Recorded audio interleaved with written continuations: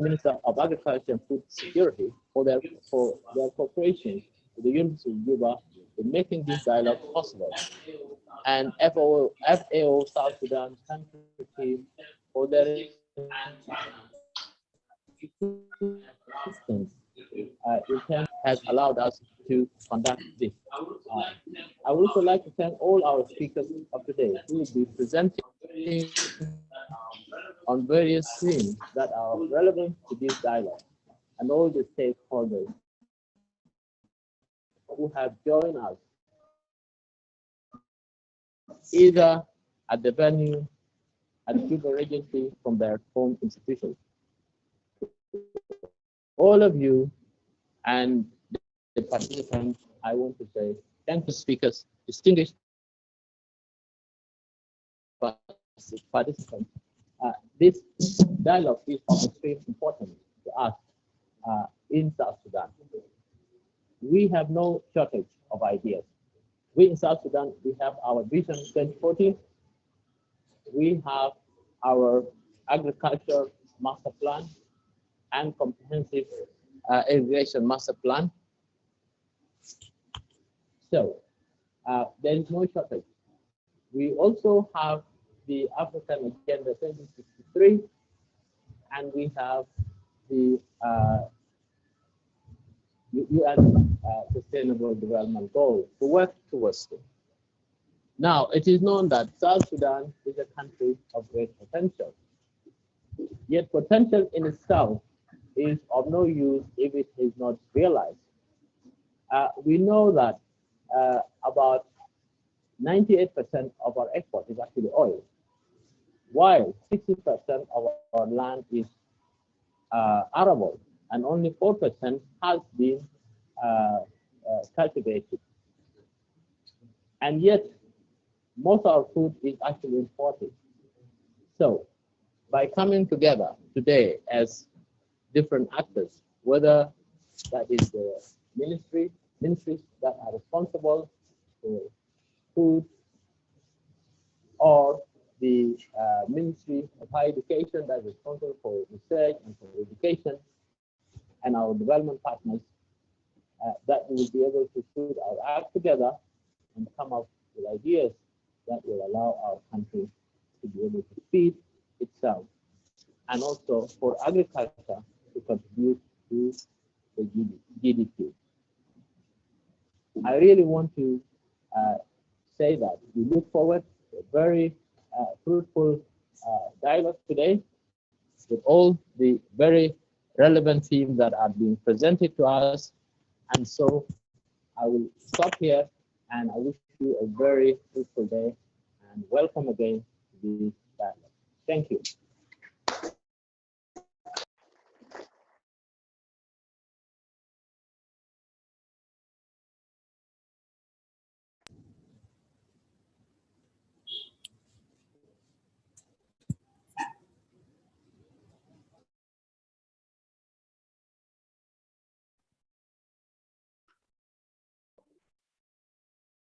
We are not hearing Professor Philip, the moderator. We cannot hear you. You cannot hear us. So I have just delivered the speech, and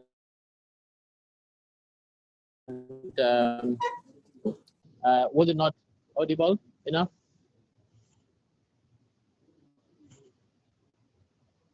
Hello? Yours was audible, Professor. We hear you. We hear you, Professor, but not the moderator. Okay. Okay, the moderator. So I think we would like to, who is actually to know who is coming next? Where is the moderator?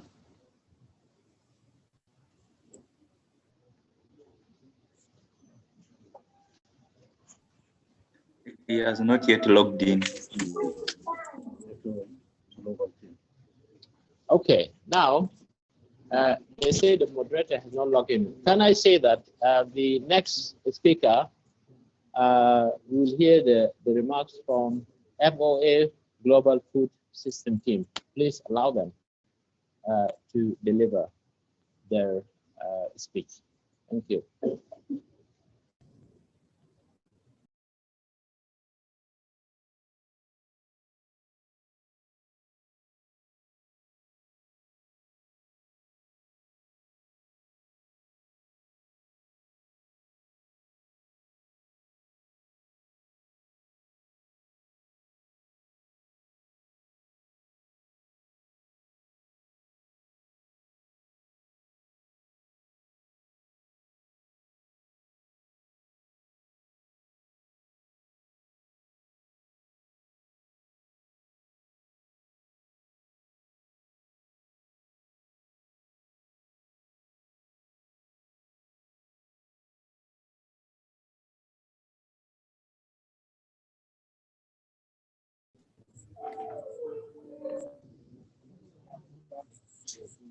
we are waiting for FOA to actually lock on.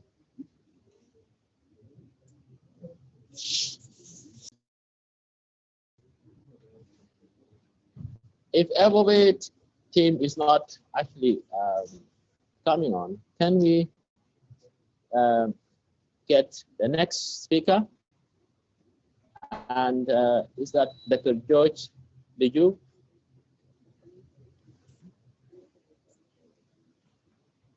Okay, the Undersecretary, Dr. John Lefuk.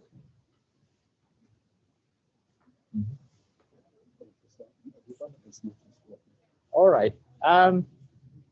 Sorry, I think, excuse me, Prof. Adepala, I think it's your turn. I was actually, Mr. Adepala.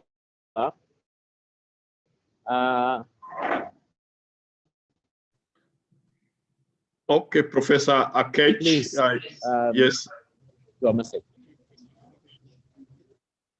Yes, Professor Akech, colleagues in South Sudan and the global colleagues, thank you very, very much for involving the Reform Secretariat in these South Sudan national consultations on the United Nations Food System Summit 2021 dialogue. We congratulate you for organizing this event and for allowing others from outside Sudan, South Sudan. Sorry, Prof. I think we need to get the sound because people here are actually not all locked in.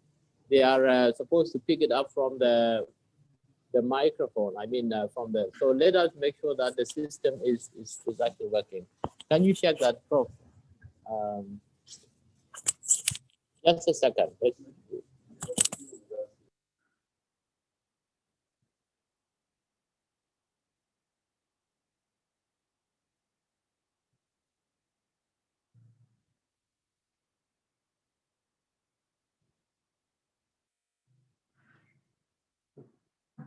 Okay. Are we sorted now?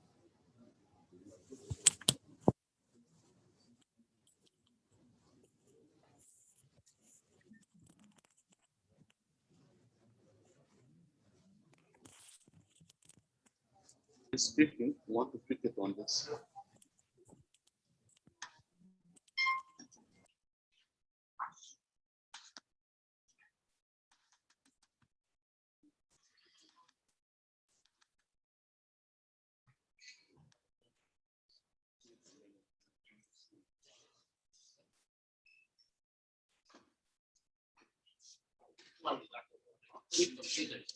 This is this one. So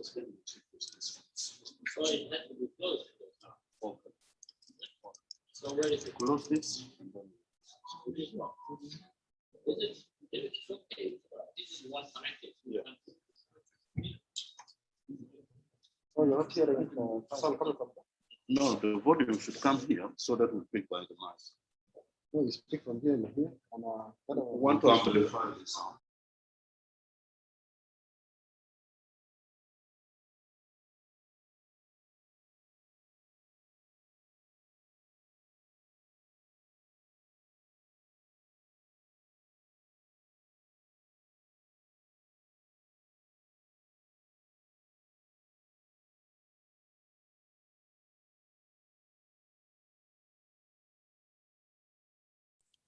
When I speak, hello? Hello?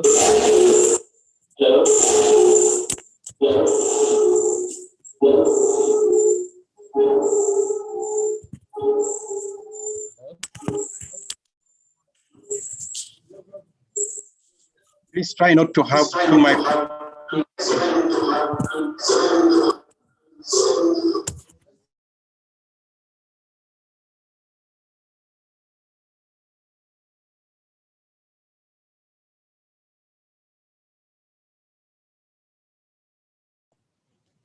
Test, test. Test. It's fine.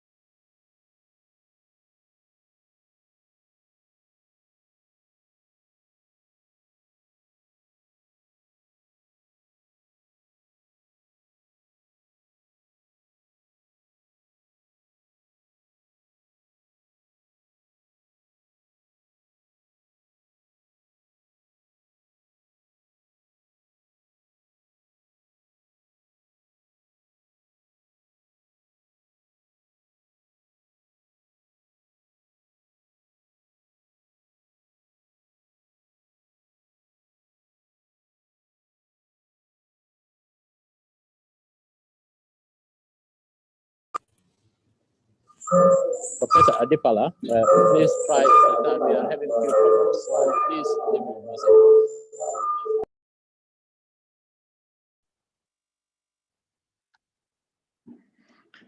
Okay, would you like me to talk now? Yes, please. Yes, please. Okay, let me share my screen.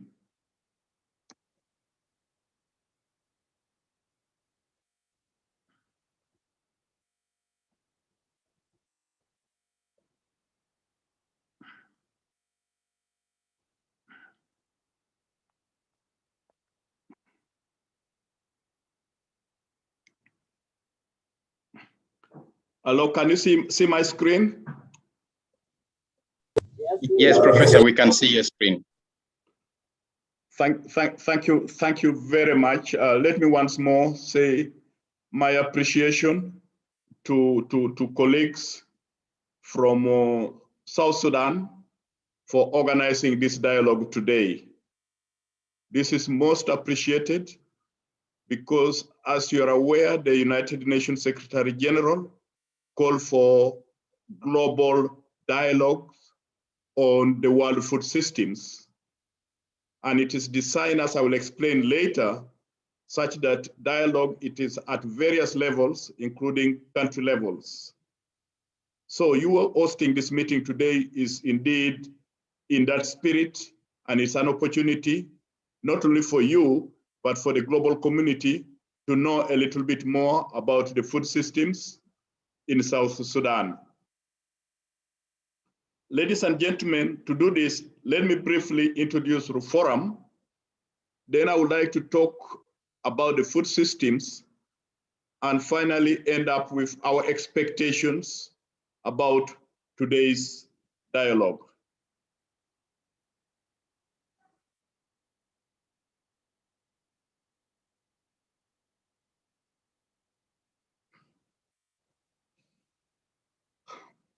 In terms of introducing RUFORUM, ladies and gentlemen, my system a bit stuck, but let me just say that in terms of introducing RUFORUM, RUFORUM is a network of universities in 38 African countries. It's a total of 129 universities that were founded by the vice chancellors in 2004 with the purpose of promoting networking and collaboration among African universities, and also for providing mutual support for universities across the continent. It is therefore a platform for networking, resource mobilization, but at the same time, advocacy among the universities themselves and with other actors to support efforts towards transformation of universities for development relevance. Secondly, the objective is to rationalize resource use across the continent, recognizing that various universities across the continent have different capacities.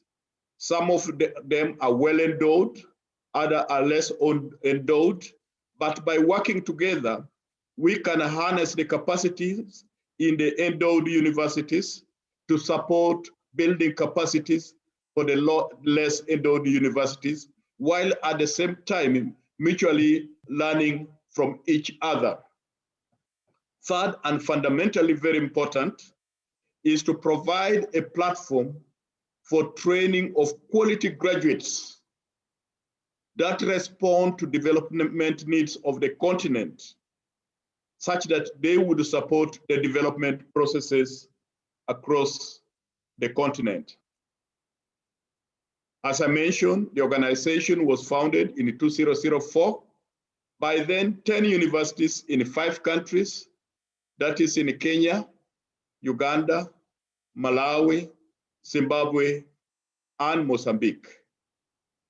Since then, the network has grown to become a network of 129 universities in 38 African countries across the continent. In terms of our focal activities, particularly in the case of South Sudan, we are interested to work with the government, institution, and other agencies to support human capital development for universities, research institutions, and TVET institutions. Secondly, we are particularly interested to collaborate in the development of academic programs for various South Sudan public universities, and indeed for some of the private universities and TVET institutions. We are also very keen to partner to support research undertakings, particularly those in those areas which support agricultural value chain development, but also validation and other aspects such as nutrition. Lastly, we seek to partner with the Sudan institutions, including the government, in terms of joint resource mobilization for supporting universities' teaching and research effort. So here you get to forum a network of universities across Africa working together, but designing specific programs that responds to the needs of each particular country.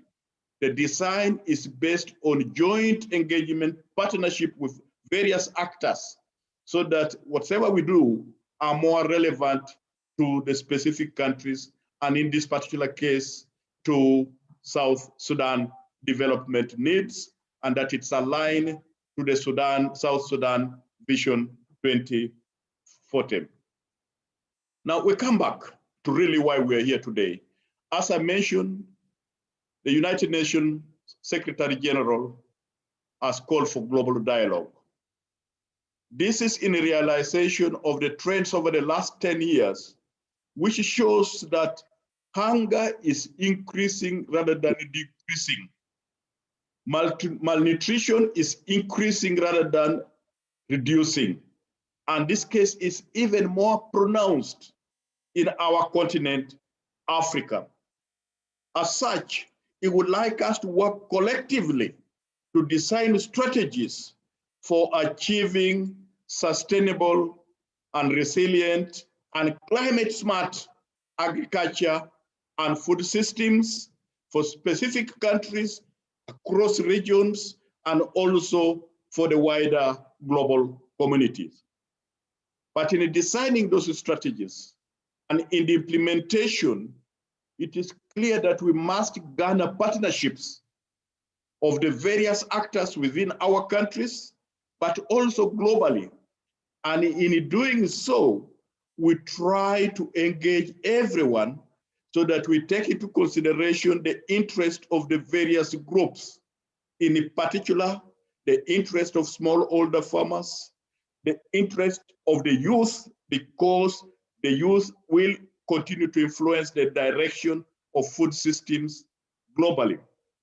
Also importantly, for several of the countries, especially in our continent, women provide most of the labor in support of agricultural development and food system. So it is imperative that whatever we design, we need to take into account the interest and engagement of women. The overall thrust is to try to work towards a hunger-free global world. In terms of arrangement, the United Nations Secretary General has put in a number of processes to support the dialogues that is being held globally. First, he has appointed a special envoy for this Global Food System Summit, and the person he has appointed is the president of Alliance for Green Revolution in Africa, that is Dr. Agnes Kalebata, who is coordinating the global dialogue, including the one that we are holding today. He has also put in place 4 key action points, among others. One, he has put up an international scientific group to guide the process and to review recommendations that come from the various institutions, countries, and various dialogue. The United Nations has identified 5 key areas for which the global community, including the dialogue that we are holding today for South Sudan, needs to consider. I will be briefly highlighting on what those key strategic areas which they have called action tracks. In addition, the United Nations Secretary General has identified a team of 100 what is calling us champions to mobilize global participation in the dialogue so that nobody is left behind. One of the global champions for mobilizing this dialogue is the Reform Network because of our focus that we have on enhancing food and nutritional security in Africa, but also we engage globally. As part of the process, he has set out 3 mechanisms for dialogue. One, dialogue at member country levels, that like the one that we are doing today, with the hope that there are also dialogues of the various actors within the member countries, and this culminate into the dialogue such as the one we are holding today. A number of countries in Africa and elsewhere have had dialogue.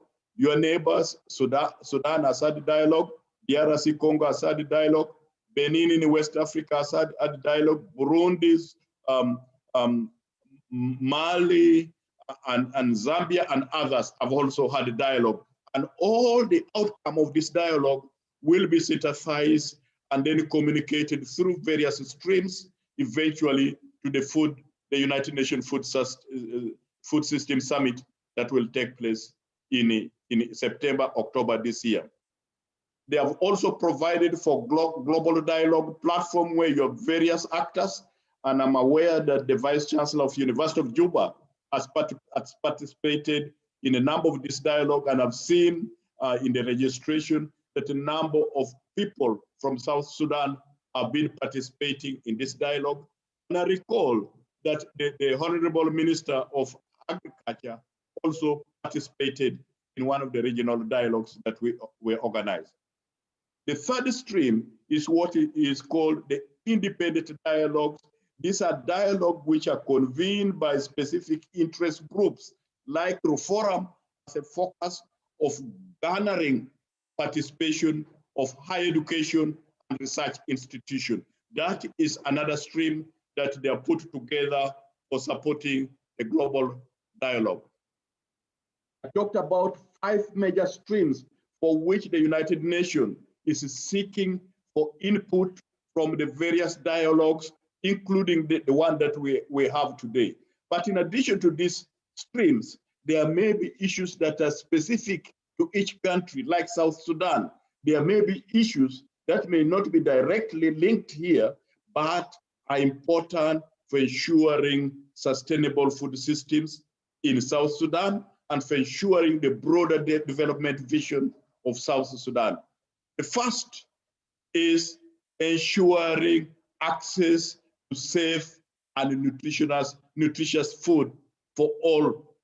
Embedded within this is the overall thrust of achieving zero hunger, but within that framework, it's not simply about food availability, it's also about a nutritional quality, and that people are consuming adequate amount of nutritious food. The second is the consumption patterns in terms of making sure we reduce food wastage. Colleagues coming from the universities, you will see that when we serve food, there's a lot of food that we actually leave around and throw away. Many of us, especially those in affluent families, we eat food and dump. And yet there are very many others who need that food. We could also reprocess that food to make sure it is useful. Also embedded in that is emerging challenge, particularly in Africa. You know that we have a widening population of youth, and there is a lot of urbanization, a lot of what they call modern eating habits, looking for processed food. We are running away from our indigenous foods and others. And in that process, we are actually losing out the nutritional value of our food stuff. So sustainable food systems, we need to look at the issue. We have a global change in human population. Eating habits are changing. How do we make sure that the food system cope with the different sectors within society? The other thing is, the third thing relates to making sure that in whatever production, we particularly are very keen to increase productivity, but we make sure that in doing so, we protect the natural resource base.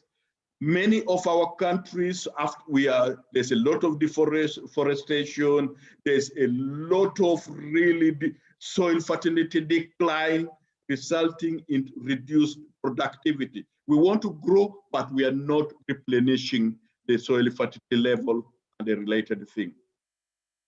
The fourth element that is very, very important is the issue of inclusivity. When we design our programs, like in South Sudan, you have the South Sudan Vision 2040. How inclusive is that program when we are delivering? When we are now designing this food system, we need to make sure that we look at the broad sectors, we capture broad spectrum without focusing on only particular areas. The final one is the environmental resilience. And I do believe that in South Sudan, you are facing a similar challenge. The environment is changing. We need to be smart in the practices that we use for preparing for our food system. So the issue of environmental resilience, the issue of making sure there's also social resilience among our population, but at the same time, the issue of ensuring that we have economic resilience, that we do everything in a manner that remains resilient to emerging challenges that may want to impinge on them.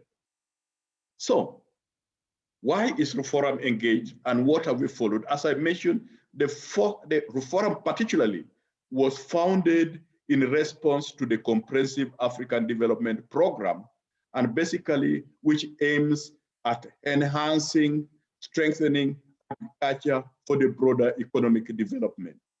In addition, Reform has a memorandum of understanding with the African Union to implement the science, technology, and innovation strategy, STISA Priority 2024, particularly Priority 1 of reducing hunger and reducing poverty. So consequently, because the issue of food system is fundamental, we are therefore responding to the call by the United Nations Secretary General to make sure that our network, particularly universities, other institutions, research, but they don't work alone, they work with other partners. We would like to encourage the engagement of African institutions into the global dialogue.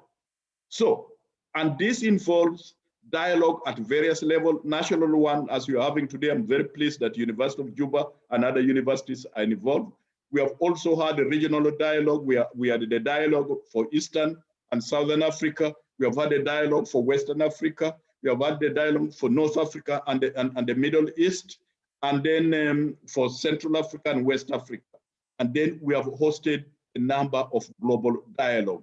because we need to hear the perspective from various people such that we can synthesize what are the emerging trends, what are the opportunities for our continent and for our member states like South Sudan.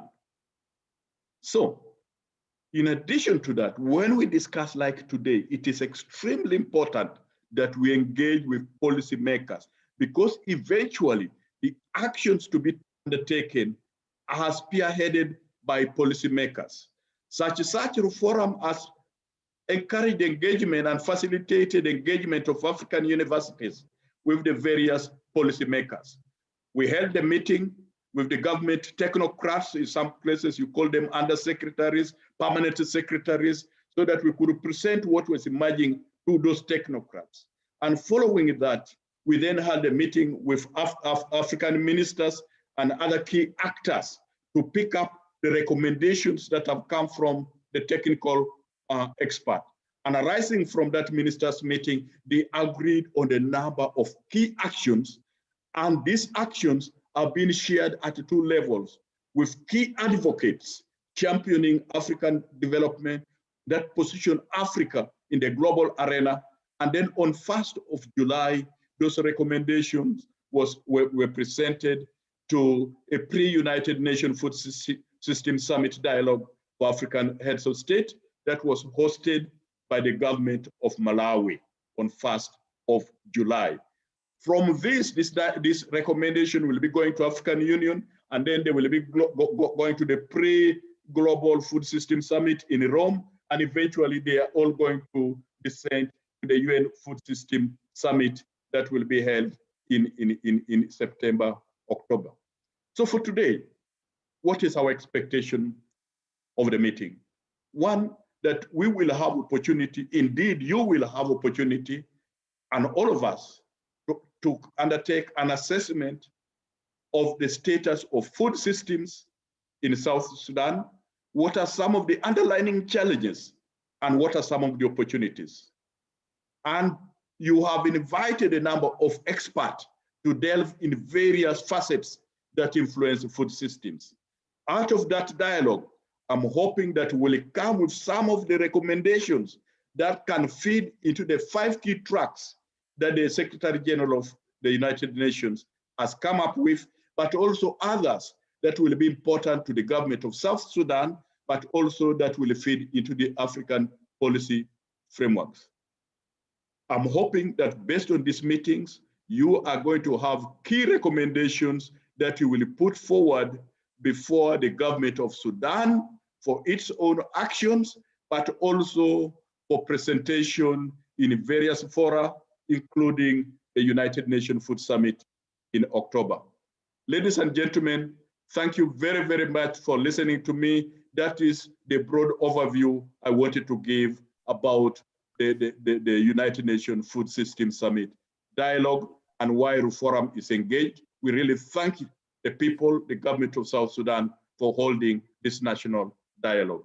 Thank you very, very much.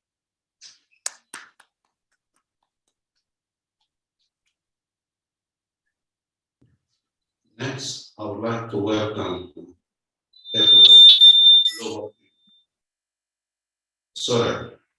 I would like to welcome the convener, Dr. John Canisio, Auckland.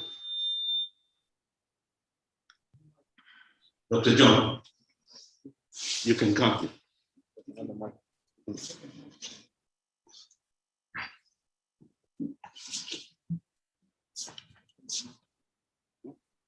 So that we're using it.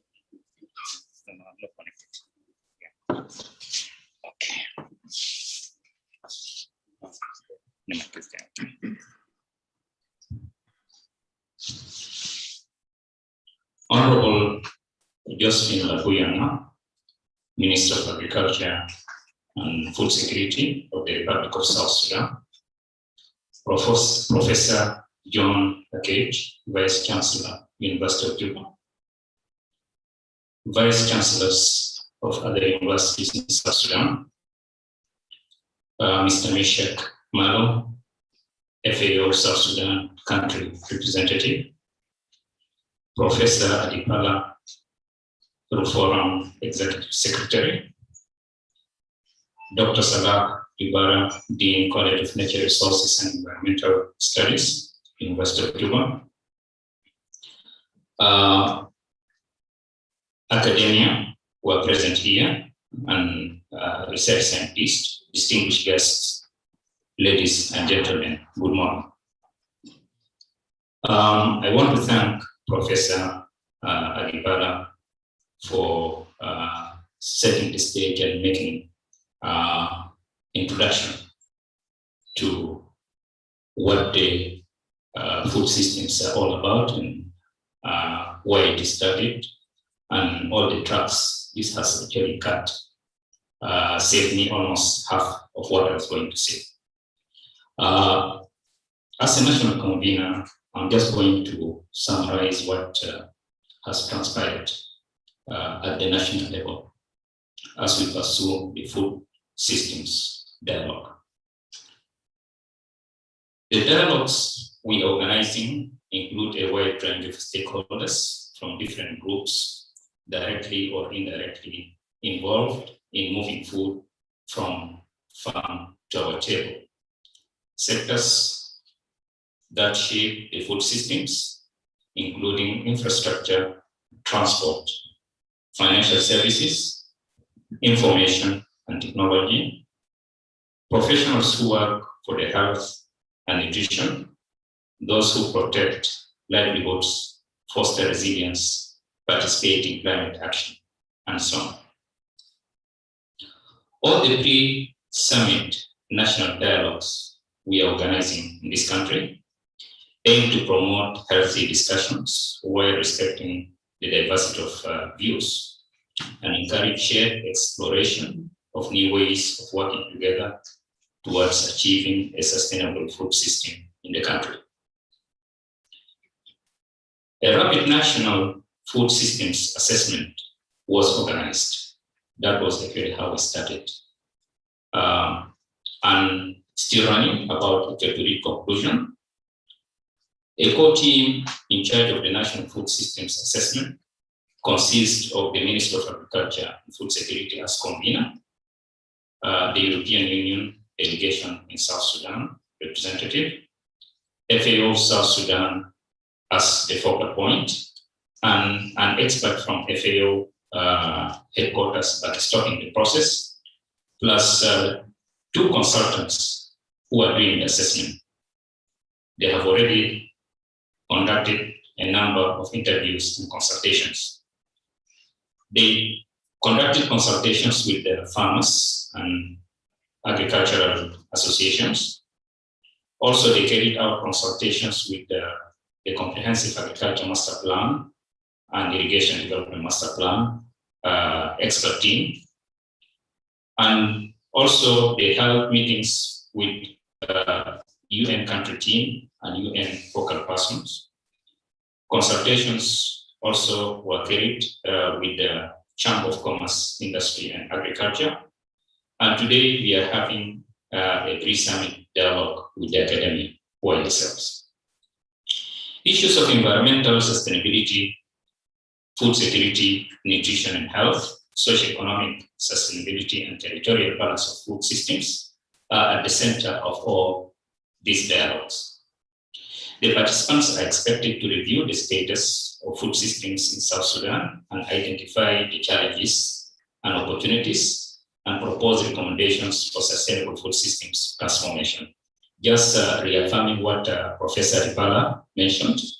Yes, the 5 tracks are there, but at our level, we may actually identify new objectives. We could even identify and add to the action tracks. The forthcoming 3 dialogues will be made with key government line ministries and agencies. That is actually from next Monday, 12 June, and be followed by subnational dialogue with the states, with 4 states to represent, the different livelihood and agroecological zones of South Sudan. And then ultimately we'll have a national food systems workshop to include, to bring together all these, dialogues.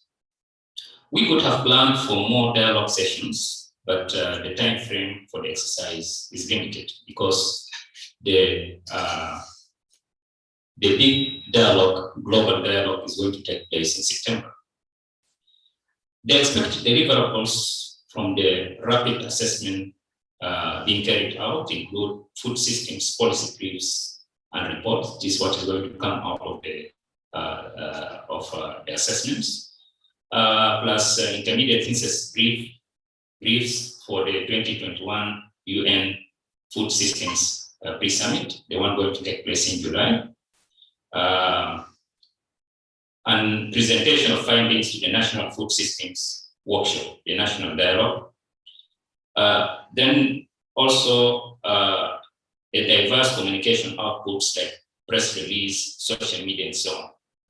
So this is what has actually been happening, and we are happy that this dialogue with the academia, for the academia, is taking place. So may I wish you a fruitful deliberations. Thank you, God bless you, and happy independence of South Sudan.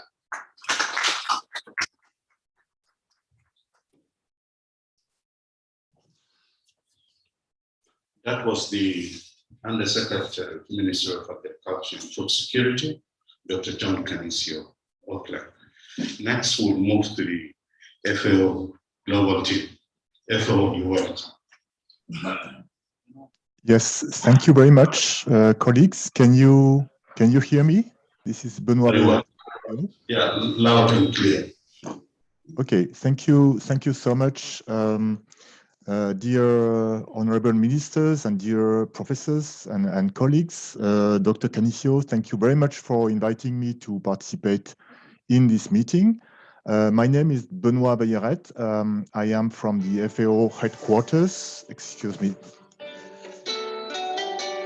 Sorry.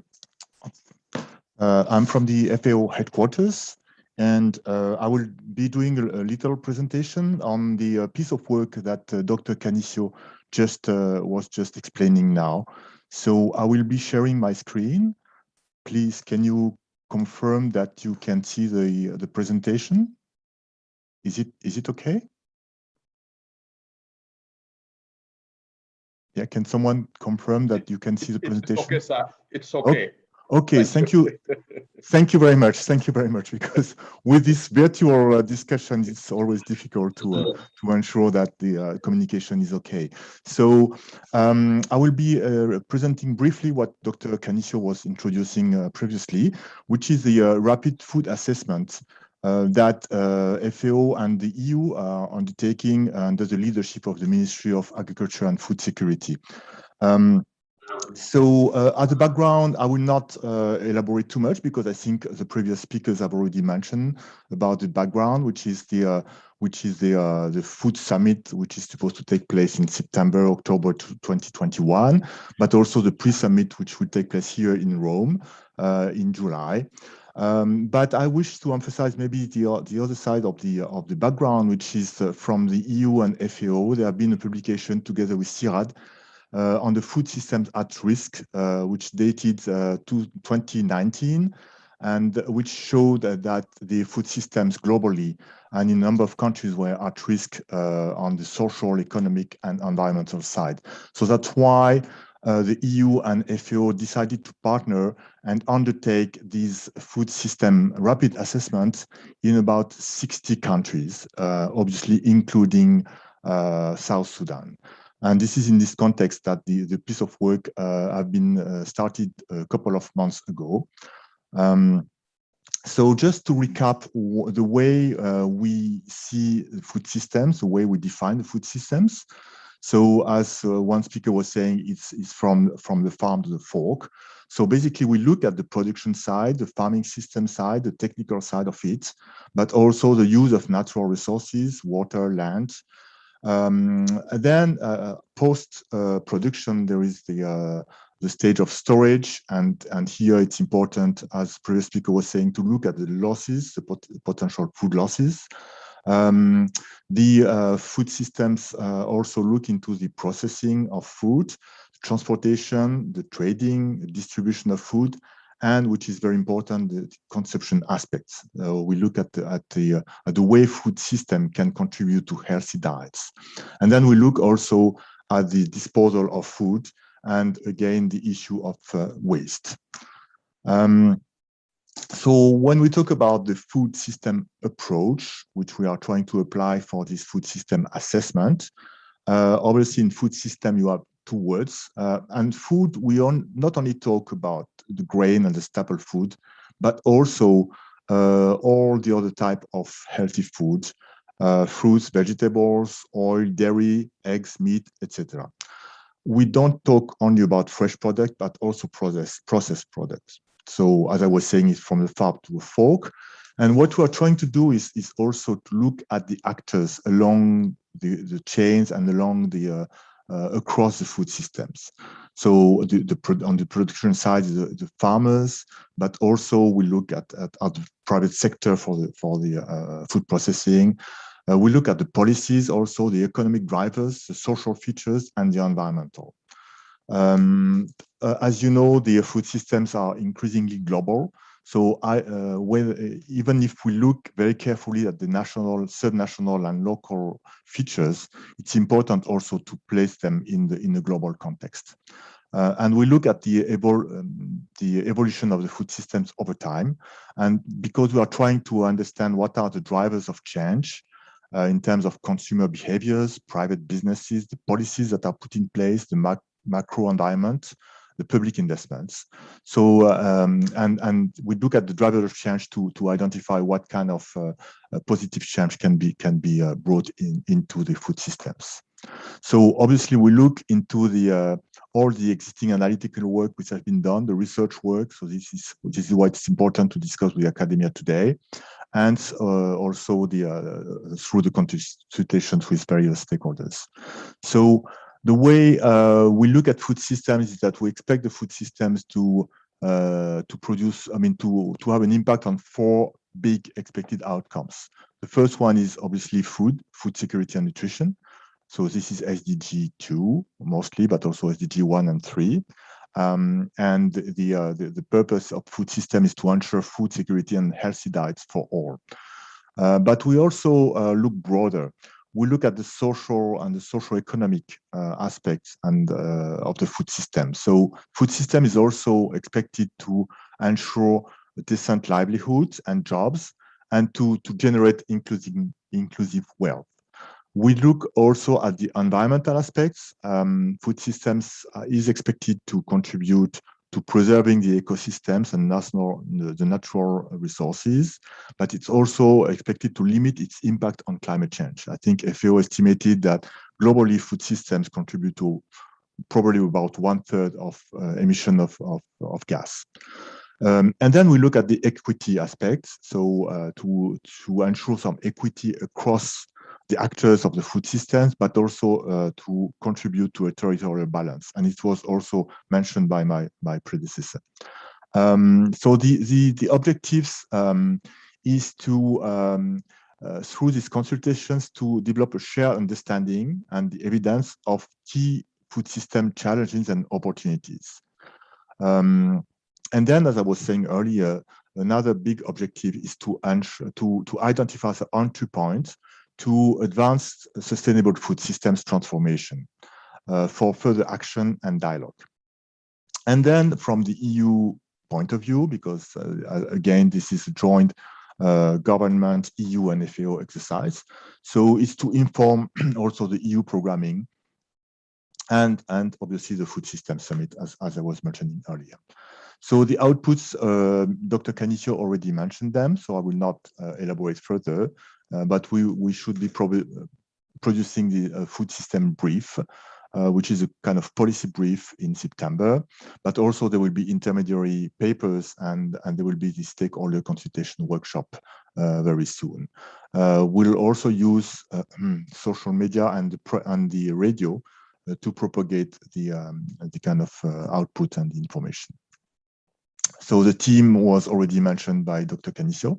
So I will not, my name is Benoît Beignet from FAO here, but the bulk of the team is obviously located in Juba and South Sudan. Now, I think what we expect from the consultation process is to come up with key sustainability questions, and this is one of the characteristics of this assessment, is to kind of customize the way we think of food systems by country by coming up with 4 or 5 big sustainability questions in each of the country in which we work. And I will come back to it in the next slide. So what also we expect from this consultation process is yes, to look at challenges, but also to try to look at opportunities. So what could work better for food system in the future, for the environment, for climate change, social development, but also for peace consolidation in the case of South Sudan. So as Dr. Kanisio was saying, we have had interactions with the government, with the camp and IDMP team, with the farming community, and today with the academia. We had meetings with the UN, but also the donor group on agriculture, and the Chamber of Commerce. So I want to, I think this is among my last slides. What we have been coming up so far through the discussions and through an extensive literature review is to come up with 4 sustainability questions so far, which are still, in the making. But I wanted to share them with you today because it might help also us thinking through. The first one is connected to really food security. As we have seen over the last 2-3 years, there have been different shocks affecting the agricultural sector and the food systems as a whole. Talking about the floods, talking about the conflicts in some regions, talking about the locust infestation. So we can see that the food systems are quite fragile and sensitive to external shocks. So the first question would be, how can the food system be more resilient to different types of shocks, whether they are human-made or natural, so that it can contribute to improving food security, but also it can contribute to the communities and the country being less dependent on humanitarian assistance, as it is the case today. So this is the first question. The second question is more about the potential. I think Professor Ake mentioned earlier that there is a great potential in the country, that probably only a fraction of the arable land is actually cultivated. So there is great potential. And there is a great diversity of ecosystems also in the country, which could really contribute to better nutrition. So the second question would be, how can the country's rich natural resources be seized to produce a large spectrum of food for a healthier diet without threatening and hampering the natural resources, and in an equitable manner between the actors in the food system? So this is the second question. The third question is more about more specific to South Sudan and the difficult context and the instability that have been affecting the country and the food system over the last years and decades. And obviously, sometimes the lack of security is affecting food systems, but we also feel that the food systems can play a role also in contributing to peace consolidation. As we know, some of the drivers of the conflicts, not all obviously, but some of the drivers are connected with the food systems. I'm talking about the issue of access to natural resources, the issue of tensions between herders and sedentary farmers. So the question would be framed this way: what type of development of the food system can best contribute to peace consolidation and also to territorial balance across the different states and regions in South Sudan? And the fourth one will be more on the economic role of the food systems. As my previous speaker was saying, the economy is still very much over dependent on the oil incomes. So the food systems and agriculture and food system have a role to play also in diversifying the economy. So the question would be how the development of agribusiness can also contribute to economic development, but also youth and women employment, economic stabilization and diversifications in an equitable ways across the regions and actors. So I will not elaborate on these ones because I think we have already described the steps that we see until the food systems. I'm just talking about the contribution of these food system assessments that we are undertaking now. And you can see here the different consultations we have had and we are having today and we'll have next week also.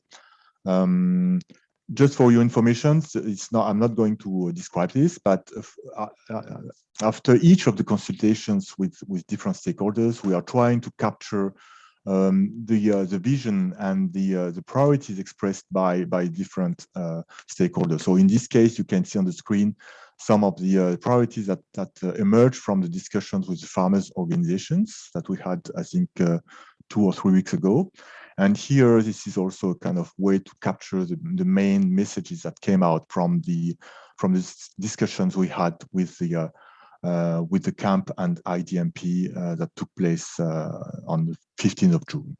So, but I don't want to describe because I think it's better if people around the table here share their own views and priorities. So I'm stopped sharing my screen, and I thank you very much for your attention. Over to you. Thank you.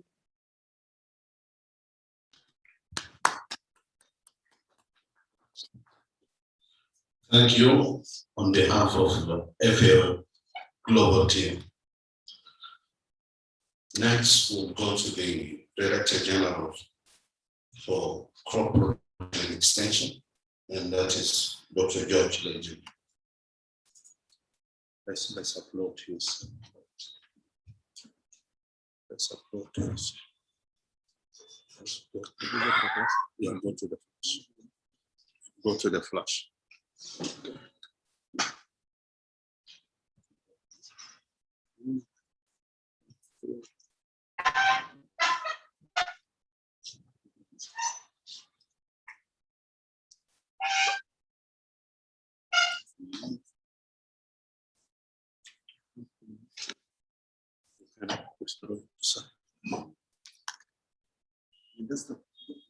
Desktop.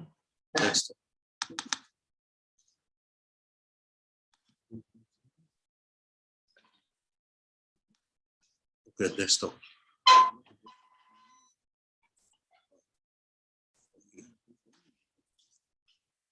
Desktop here, pull it. The flash is there. Open that. No. Open the flash. It's here. Click it. No. Take this one out. Yeah, that's the flash. No. Yeah. Oh, Philip, can we play one official video as you look for the file, please? Presentation, George. Yeah, George. Where is George? Up there. Yeah, George. Yeah, present here. Which one, George?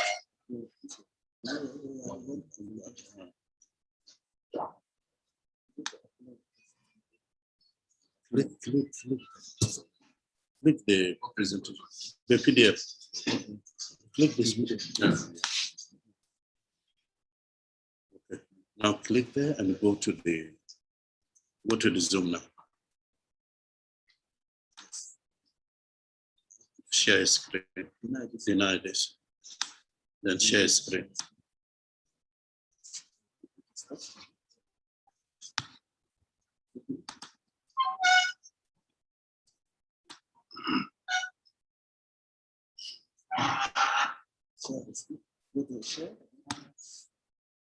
Share down. Oh. Share screen is here.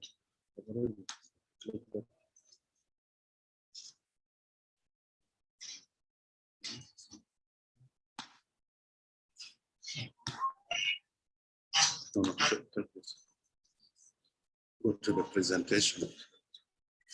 Yeah.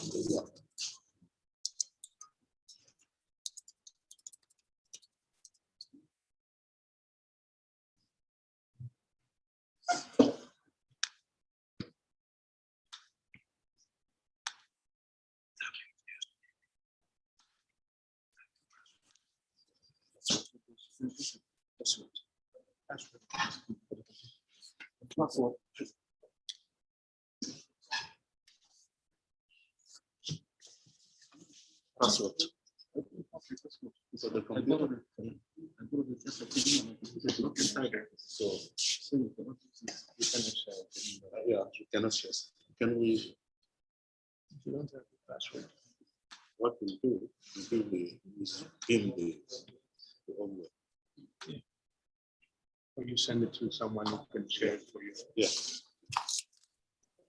Dr. Top, perhaps you show the documentary. Yeah.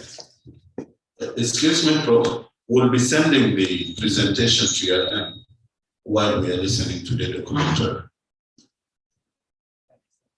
Thank you.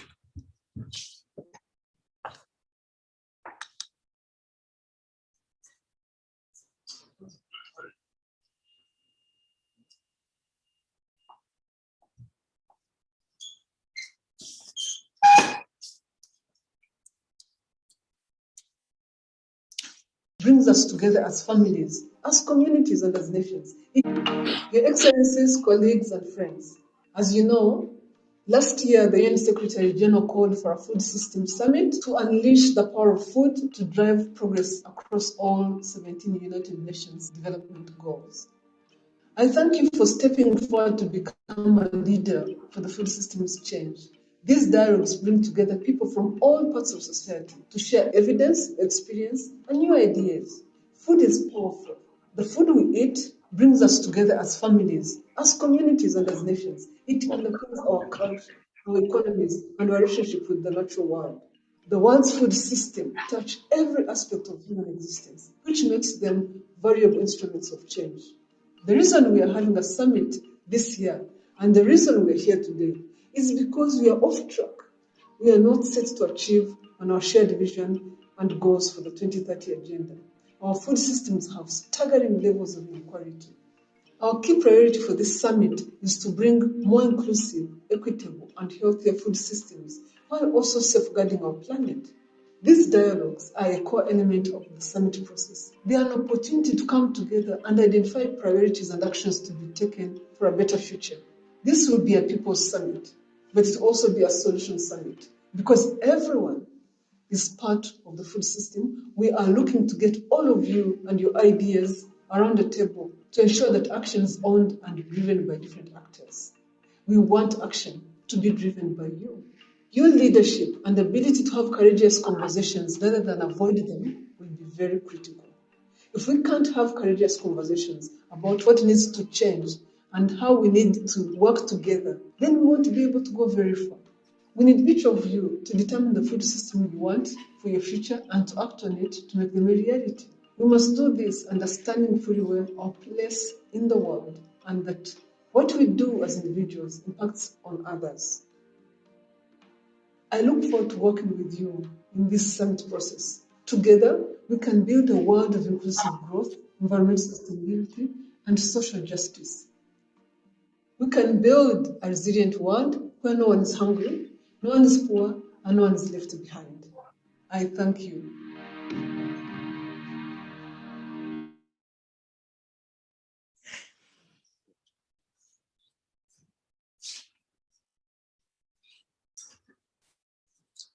I've just forwarded the presentation.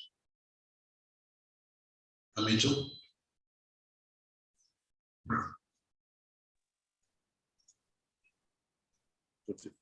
Yes, please. Yes, please. Yeah. Can you upload the two presentations? We have some difficulties here. Okay. Both of them. And I'll be sending the rest afterwards.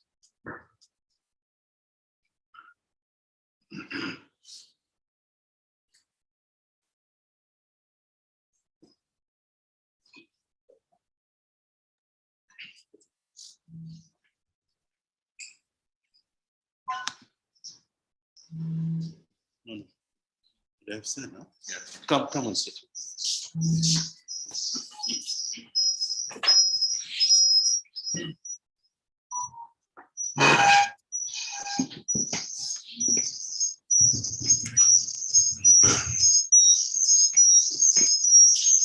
Honorable Minister. Can you enable only one microphone in the room?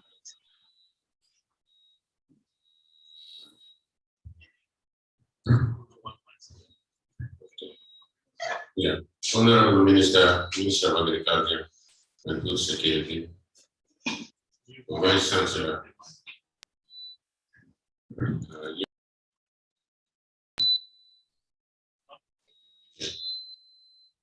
All observed, ladies and gentlemen, this is a presentation on the cadet performance in the Republic of Sudan.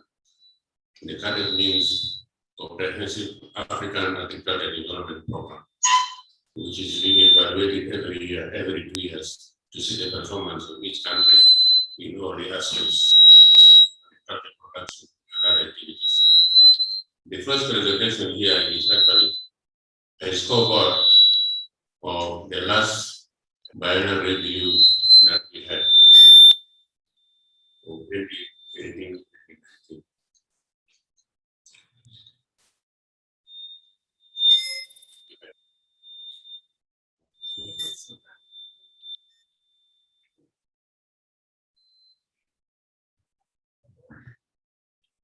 The first one. Please.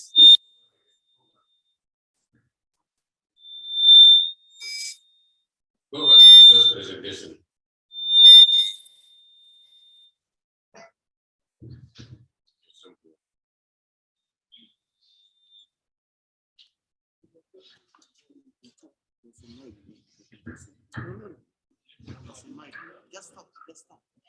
Can you please put up the first presentation?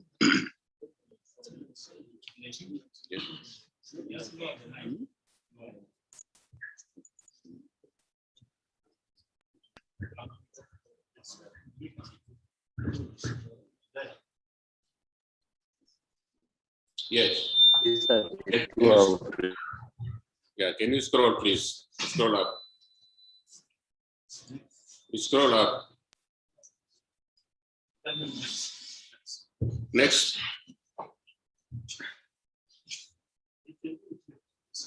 Can you see it?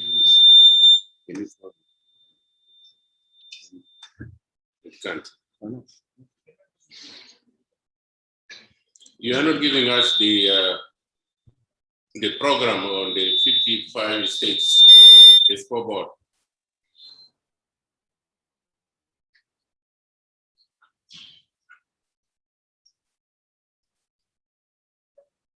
Okay, you go to the next one.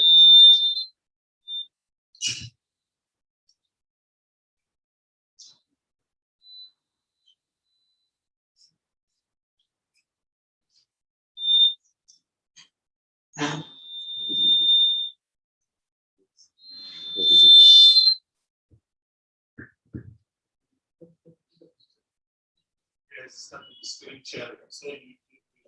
I received these 2 documents, and another one is 2 pages. So I made others. Yeah, can you show the scoreboard, please? Next.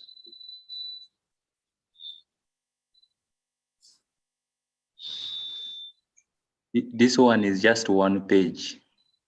Only this title, but there is a scoreboard showing the African countries.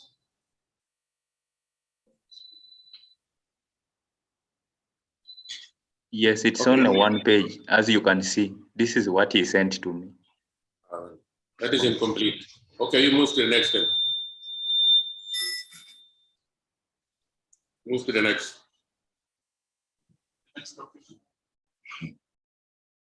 The next presentation. This is the second document he sent, thank you. and Thank this you. one is 2 pages. That's all right. Thank you. Thank you very much. The first page was supposed to, ladies and gentlemen, was supposed to show you the 55 countries in the scoreboard of the that we do to agriculture development in the country. And these commitments are from the major Malabo Declaration that for you to be on track 6.6%. But we in South Sudan is 2.89%. That means we are not on track.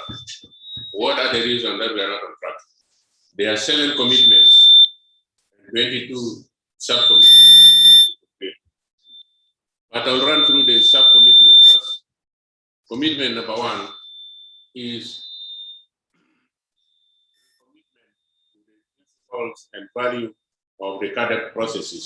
What does it mean? We have to align with other stakeholders in the country as far as agriculture production and productivity is concerned. And in most cases, we align the CADEP to what we call the CAMP document, that is the Comprehensive Agriculture Master Plan, where all the programs are aligned to that project. And therefore, we put CADEP under the auspices of plan in all the procurements. And so therefore, we for the activities. But one important thing is that the launching of it was not done simply because but it has been embedded in the Comprehensive Agriculture Master Plan. So for that matter, it is aligned to us and we own the project. Number 2 is the enhancing investment in finance in agriculture. The Malabo Declaration says we should be having 10% of national financial commitment to agriculture production. But if you look at it in our country, we have 0.1% budget allocated to agriculture out of the 10% recommended by the Malabo agreement. Therefore, this cannot meet the smallholders farmers, and this cannot even give financial support to our agriculture production and productivity. What do? Our efforts are to be exerted by the government to focus on agriculture production and productivity and to encourage private investors in agriculture. Unless we have to do this, we will not increase or improve our agriculture activity. That is the component number 2. Component number 3 is ending hunger by the year 2025.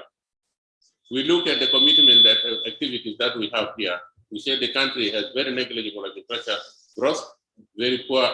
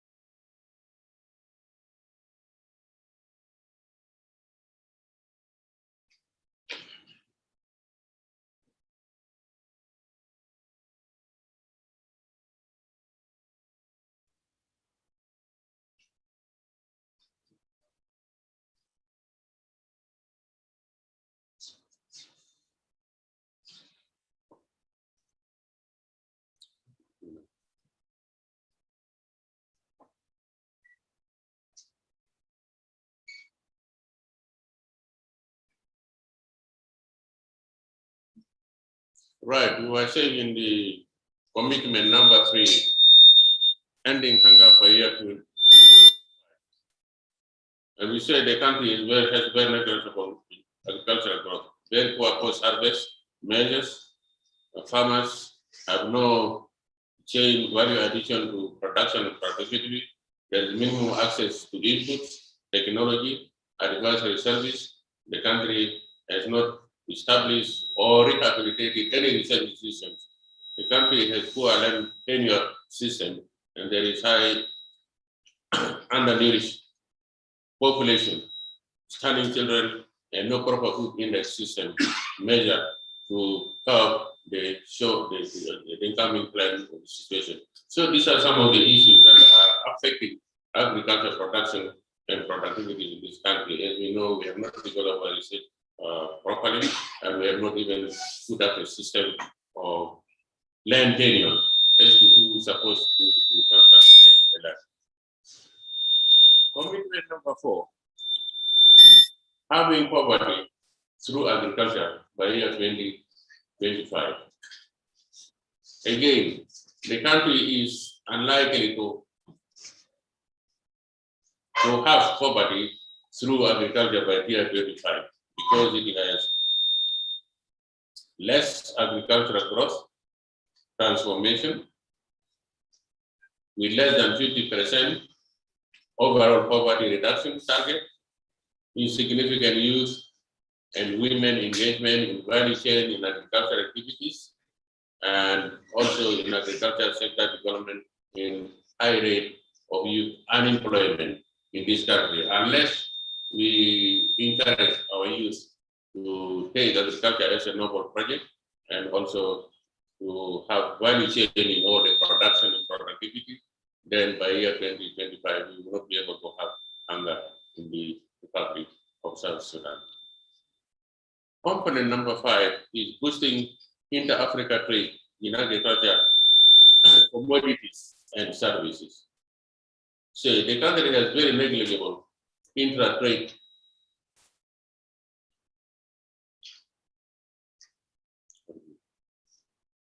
inter-Africa trade in agriculture commodities due to the fact that the production level is not enough even for domestic consumption. It depends mainly on imported commodities from the neighboring countries. Unless we produce what we can enough commercially to export, then our export is actually negligible, except for some of the commodities that in our northern part of the country that being exported to Sudan, that is crops like sesame and gum Africa, but that is a negligible state.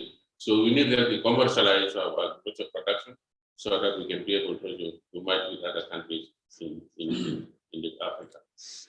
Component number 6 is enhancing resiliency to climate variability.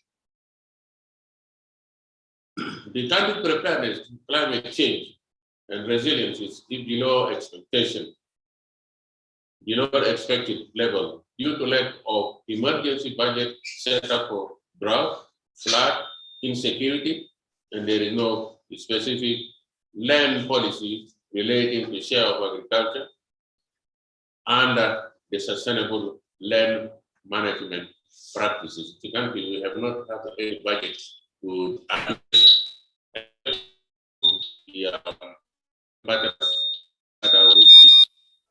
organization that has to artificial.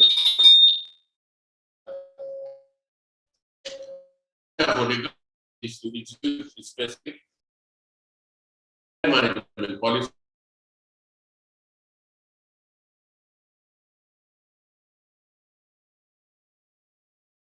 address emergency issues such as drought,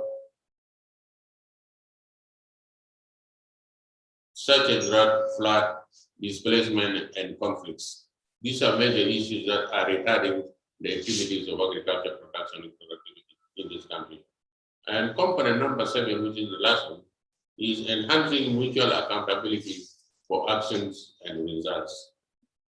We said existence of inclusive institutional mechanism and platforms for mutual accountability and peer review in places which includes, but not limited to line ministers, but also to other international organizations, private sectors, farmers union, producers, and all members that should be encompassed in our agriculture production and productivity. So we have to join hands if we want agriculture to take off in this country. We have to align with the other institutions. We have also to align with the stakeholders. We have also to align with the development partners.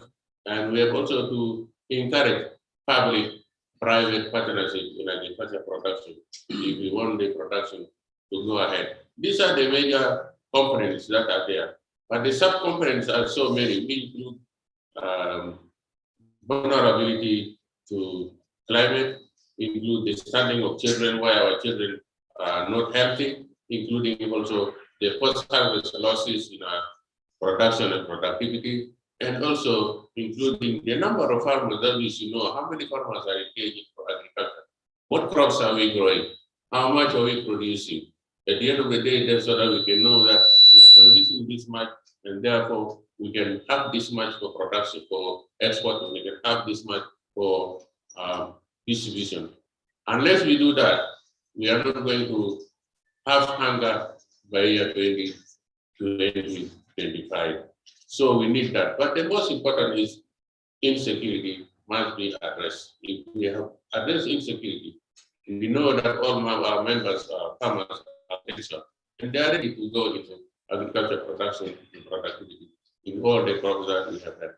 Unless we have that, we are going to have problems in coming up and be also in the line with the other countries that are projected in the scoreboard.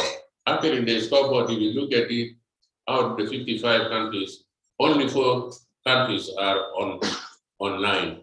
Rwanda is number 1, Ghana is number 2, Mali is number 3, and Morocco is number 4, which have scored 6.66 scoreboard because they have fulfilled the activities that are pertaining to agriculture production and productivity. And for us, we scored 2.89, which is not online. Those who scored less than 6 are considered as not on track, and therefore are advised to work very hard in order to increase agriculture production and productivity so that they can also come up and be able to get on that. So, Honorable Minister, Vice Chancellor, ladies and gentlemen, these are key issues that are to be addressed in our agriculture production and productivity. And this activity is going on every 2 years. We are at the moment now preparing the report for 2019 and 2020 for the biennial review. And we are looking at these activities. How far have we improved in this? Have we improved in agriculture production, crop production? Have we improved in post-harvest losses? Have we improved in women and men production? Have we improved in livestock production and productivity? Have we improved in the import and export of commodities that are produced from Asia and we export outside? These are the issues that we are addressing in this occasion. And therefore, these are what we are going to address and see what we can do in order to improve our agricultural production and productivity in this country. Thank you, ladies and gentlemen.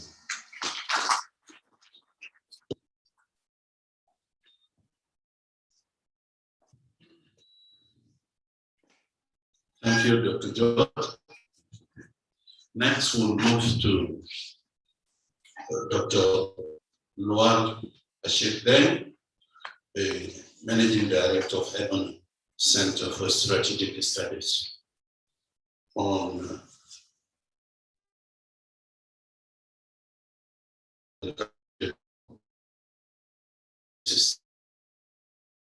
work.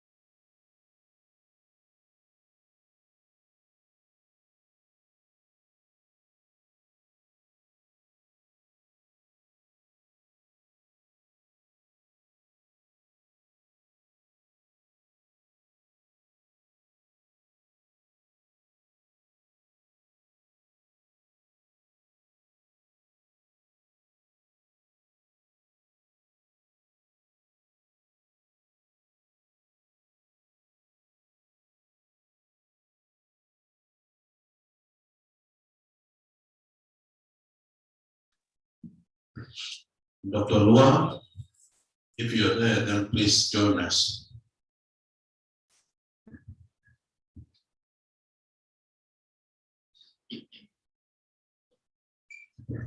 Amitu, can you upload the slide of Dr. Lua?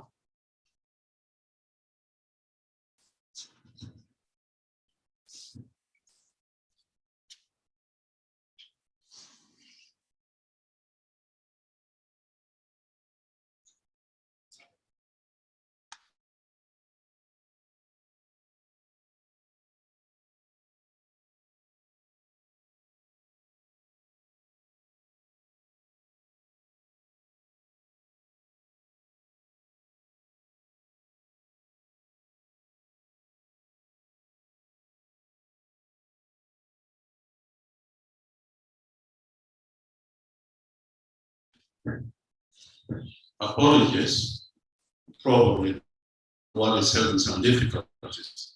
So in this case, we'll just move to the next presentation.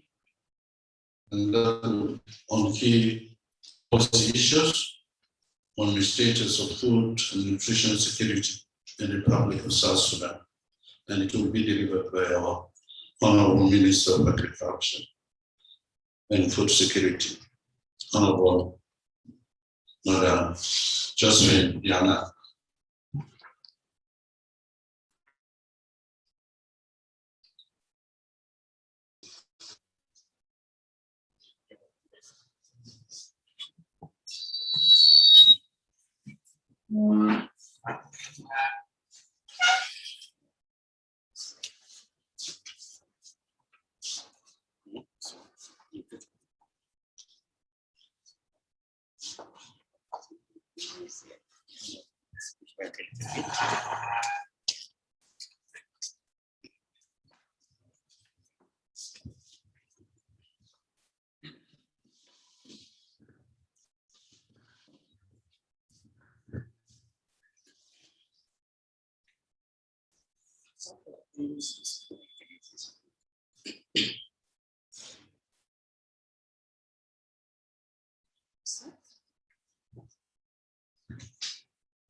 I can start? Yeah. Okay, thank you. Professor Jonah Cage, Vice Chancellor, University of Juba, Professor Adipala Ekwamu, Forum Executive Secretary, FAO representative, all the professors gathered here, distinguished guests and colleagues, ladies and gentlemen. It's an honor to have been invited by the University of Juba. The university has a unique position as a relevant partner for the Ministry of Agriculture and Food Security. I want to thank the Forum for organizing this timely dialogue. It's timely because we are in the process of designing and implementing evidence-based policies on matters of national food security and nutrition to diversify our diets. Let me extend our gratitude to our partners in the food systems assessment team, which is led by the Undersecretary, Dr. John Canisia, and a very special thanks to Mr. Manuel Ancelotti, the European Union delegation whose tenure in South Sudan is coming to an end. Let me take this opportunity to wish you well and look forward to working with your successor.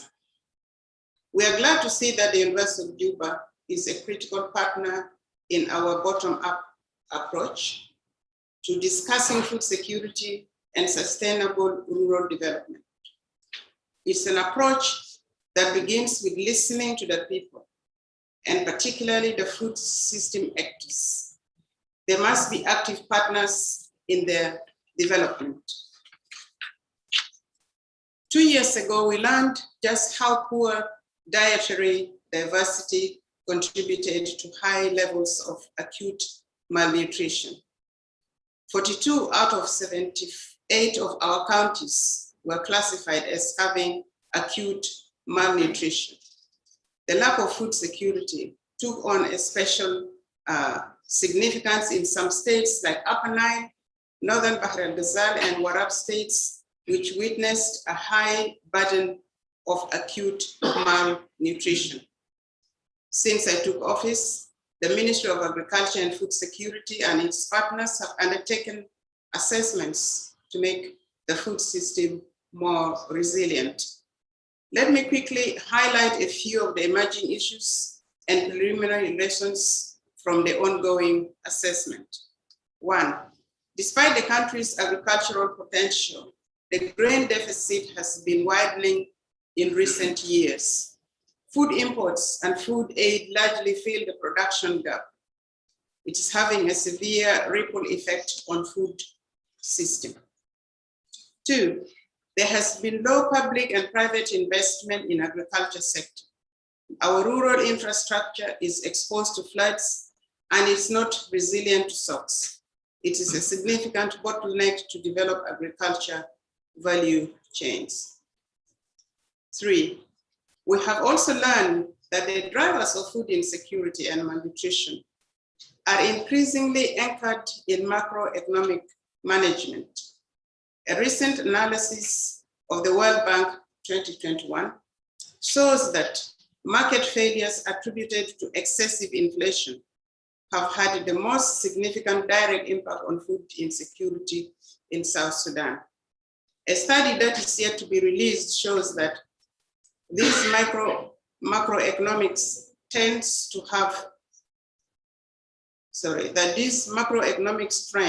have led to the destruction of small-scale market-linked and food systems activities, traditionally been a significant source of cash income for producers. 4, climate change is at our doorsteps. Farmers and pastoralists are already feeling the impact of climate change on food production. We must use technology and deploy pest and disease control innovations to avoid heavy production and post-harvest losses. 5, women face challenging conditions. Their economic opportunities are limited, often by the lack of recognition and protection of their rights and the traditional patriarchal system. In addition, women experience severe impediments from the consequences of the conflict. 6, some answers are, however, close to home. It's essential to maintain traditional crops to preserve plant genetic resources and our agricultural heritage. It's also critical for biodiversity and the environment. So it's not all challenges. There are also many opportunities available to us to address food insecurity and improve nutrition through agriculture production. We, and by we, I refer to all food system stakeholders, must collectively understand the system's key socioeconomic and environmental drivers. As the designated convener, the Ministry of Agriculture and Food Security is actively breaking the traditional silos to analyze the food security situation from a food system approach. It means engaging our partners in the line ministries and all food system actors, stakeholders, to assess better the complexity of the food system and their activities. This way, we can identify structural challenges and sustainable solutions beyond the obvious impact of the conflict. It is increasingly clear that agribusiness is the only significant job multiplier that can contribute to economic stabilization and diversification and youth and women employment. These investments must, however, be accompanied by reforms to the legal and policy environment to lower the cost of production and distribution of food. To conclude, let me propose 5 courses of action that I believe are necessary for agribusinesses and food system actors to grow in South Sudan. First, government must continue to prioritize the implementation of active policies that are essential for the functioning of urban and rural markets, so that farmers and traders can access inputs and sell their products. Second, government must create an environment where food system actors and businesses have clear linkages along the value chain, from production to processing to marketing and ultimately to consumption. Our value chain is still very short. Third, government must provide a holistic solution to addressing the poor access to affordable finance and microfinance in rural areas, which is hampering development of rural and urban markets. Fourth, more must be done to ensure smallholder farmers and women traders get support to compete in domestic markets. Only then would our domestic food system actors compete with imported products from the neighboring countries. And fifth, the government and development partners must direct broader investments in food systems activities, including off-farm activities to complement primary production and reduce seasonal fluctuations of food in local markets. In particular, investment in research and development usually yields good returns and investment in agricultural technologies. And for climate change adaptation and mitigations are needed. We will reduce the vulnerability created by short value chains once we collectively get out of our silos and comfort zones. I'm therefore confident that South Sudan's agricultural food systems can be turned around to create many positive outcomes, including public health and nutrition and jobs beyond primary production. With those few thoughts, I look forward to the recommendations from your deliberations to improve the availability, access, and quality of food for our people. I thank you and happy anniversary, 10th anniversary of independence, and thank you very much.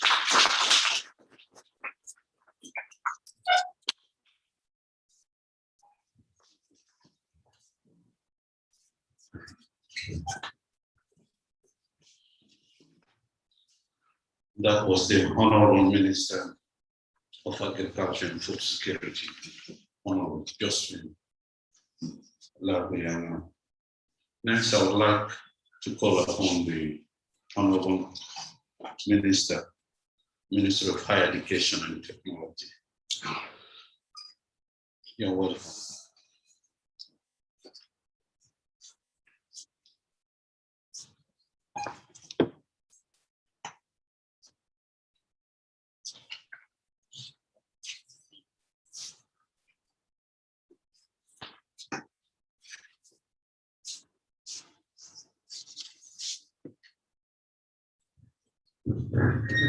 Thank you very much.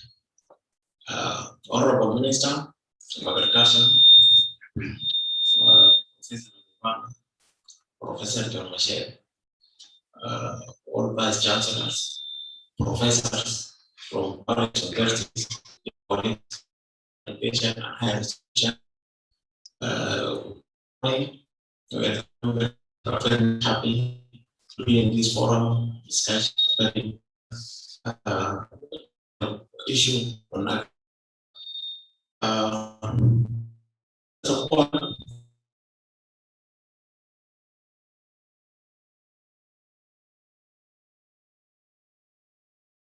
due to certain engagement outside the ministry. Here we are going to talk or discuss briefly about the role of universities in fostering agricultural development. In the Ministry of Higher Education in South Sudan, we have public universities, ministries departments of agriculture, all distributed in different parts of South Sudan, starting from University of Juba, the oldest university, it's College of Natural Resources. And when we talk about agriculture, we mean agriculture at the wider definition, including wildlife, including fisheries and everything. This university has been graduating so many people.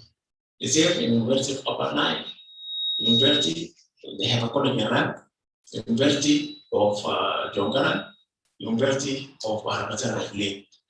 One college, private university, that is Catholic University, has College of Agriculture in Wow, and also where they want to open a college in Yambio. That is in addition to the Polytechnic College that we are going to establish. We are now working on the video of Yambio Institute of Agriculture. Is going to be one of the training institute for higher learning. We are very much happy to be the universities are playing very big major role. It's all starting from the University of Juba, which used to train all the staff in other universities because they have very high qualified professors distributed in all these universities. They are all byproduct of the University of Juba. Also, not only College of Agriculture, we have rural development, which is also in some universities part of agriculture, and the University of Juba has got an independent college that is rural development, plays very big role in extension and rural development. Is playing a very big role. We have also University of Barakatan is now playing very big role. The Vice Chancellor here, maybe in the discussion, the Vice Chancellor here will elaborate more. But universities aside are having only challenges of poor budget. We are still struggling to get budget in a way or another that can help in developing universities to make them independent. Now all these universities are depending on, which is very little. And we have heard now from the other secretary here that the Minister of Agriculture is facing the same problem. Otherwise, at a certain level, I think universities can take off. After we have seen this in some countries, how universities are independent. And in one of the conference which was held in Ghana, people were stressing very much about independence, economic independence of universities, and how universities can take leading positions in development of countries. Here in South Sudan, such forums are very much encouraging. In the Ministry of Higher Education, we are now involved in curriculum review. We are encouraging universities, public and private, to establish twinship with regional and internal and international universities to get more training and to raise the capacity of our staff. Also, we have another thing. Weakness, actually, it is in relation to research. Research center, it is under Ministry of Higher Education now, but we are studying, trying to make a study center. It is to be separated. In some countries, it has to be a commission or to be something bigger than that. Cannot be a directorate under a directorate now. Because it needs a very big budget. It needs so many departments. All this is specialization. Like Ministry of Higher Education now, we have about 13 specialized committee. All this needs to be under research center so that they have big research center and they have infrastructure also. It is one of the challenges that we have. Not only budget, it is infrastructure that we have. In the opportunities, we have the cadre. You can see in this room, leave alone those who have not come in the universities. We have a very big number of staff who are specialized in agriculture in different specialization. What is worrying of last was last this year improve a little bit. The students were trying or were avoiding to join colleges of agriculture. And even those who graduate, they will not involve in agriculture as such. People who really are after white-collar jobs. And this is where we need to raise capacities of our students and their parents. That agriculture is very important. And people need to focus very much in this area of agriculture to get independence. Lastly, I'm very much appreciating the presence of the Honorable Minister and University of Cuba. Let us develop more and more in these areas of curriculum review, of twinship, and also other vice chancellors to expedite this issue of twinship, because delegation is going to Egypt and to sign bilateral relations between the two countries. Now, University of Dongaran has already signed. University of Rumbek has already signed. Standard Rumbek, we are left with about 3 universities. Let them finish, say that they join the track. At last, accept greeting of the Honorable Minister and all the staff of the Ministry of Higher Education. Thank you very much.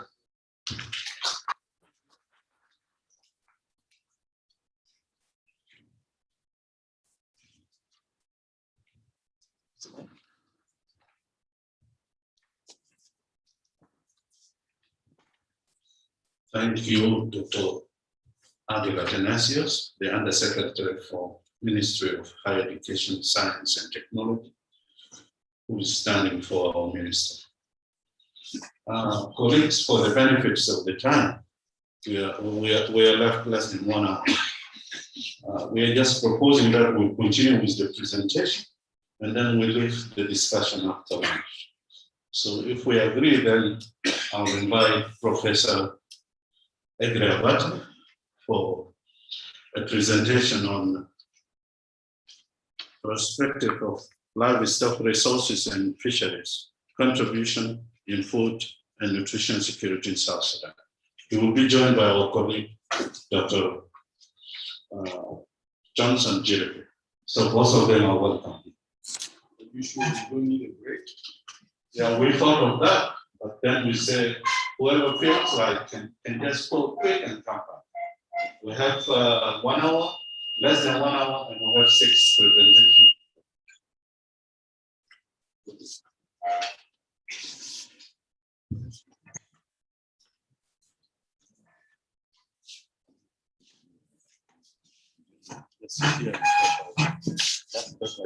Yeah.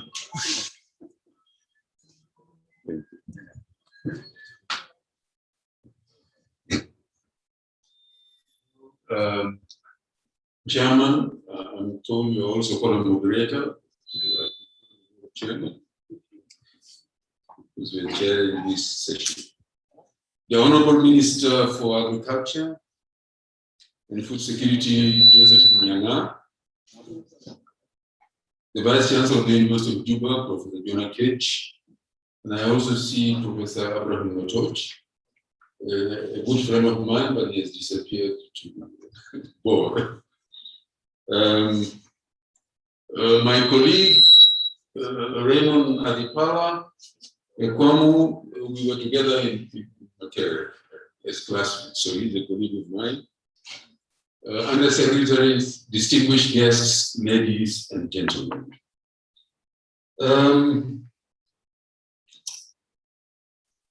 Like in most African countries, South Sudan has a big proportion of range areas within its territory. These rangelands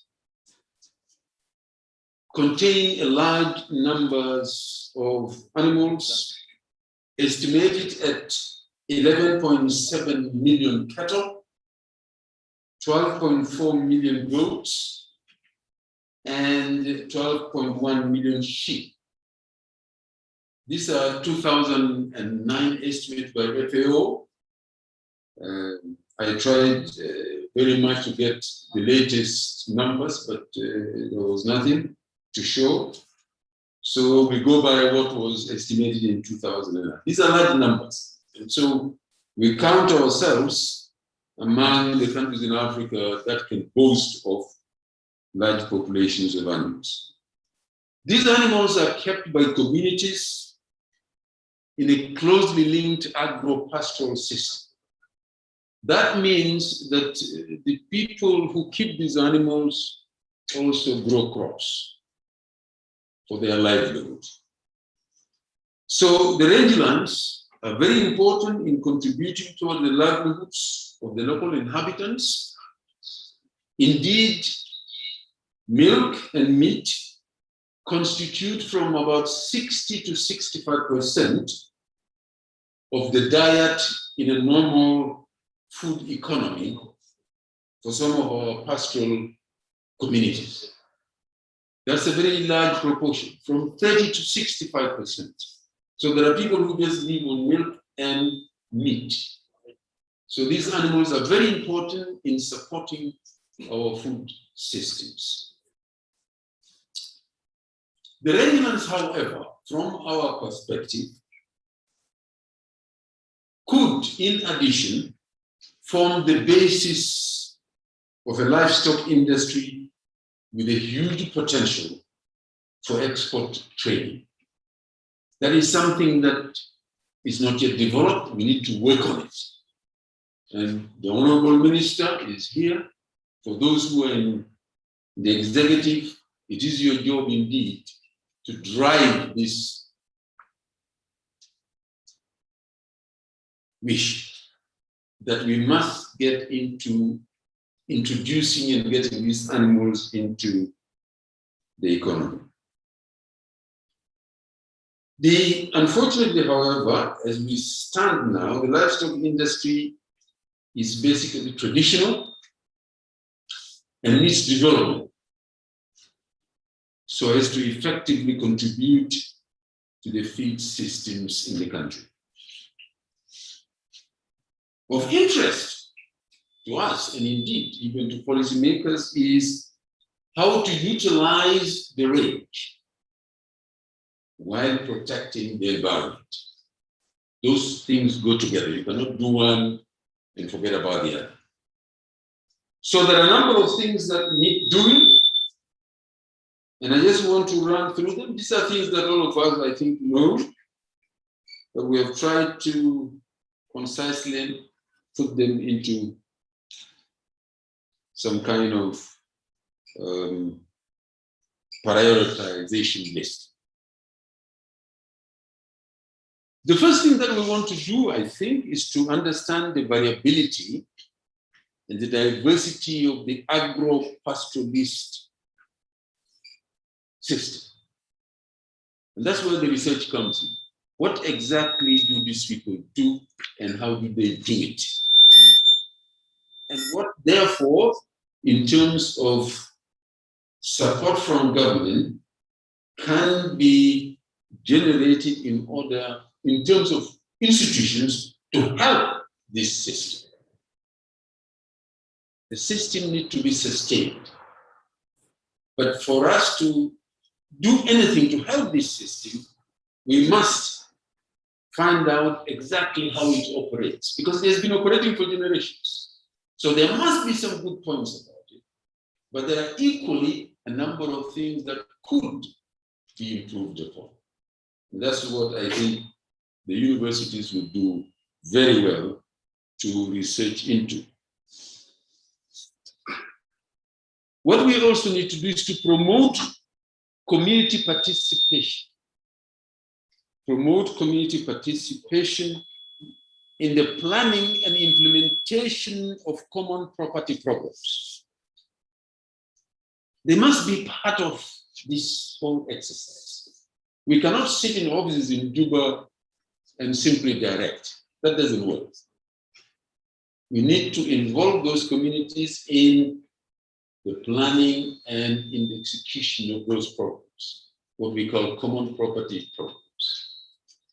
In part of my working life down south in Namibia, this was demonstrated without effort. That once you involve the communities, there is big success in the projects. In Namibia is basically a livestock country. Their agriculture is livestock. They don't have, they are very poor. They are not like us. We have a lot of rain and so on. There are only two rivers, one down south and one up. The one in the south divides Namibia from South Africa. The one in the north divides Namibia from Angola. In between, there is nothing. But they've got a fantastic livestock industry. And a lot of those projects that are there are steered by the communities. And that's what we need to do, I think, in this country for us to move forward, promote community participation. We should also ensure adequate preparedness for calamities. Every year, maybe this year we will not have it. A lot of times, every year there is flooding. These things come in cycles. But most of the times, I think it's like we are always caught by surprise. So we need to try and prepare our people as to how to live with these things and control the disastrous effects of these floods and drought. Drought is another big problem. I think recently some people in Eastern Equatoria were already suffering from hunger and so on, because the rains have not come.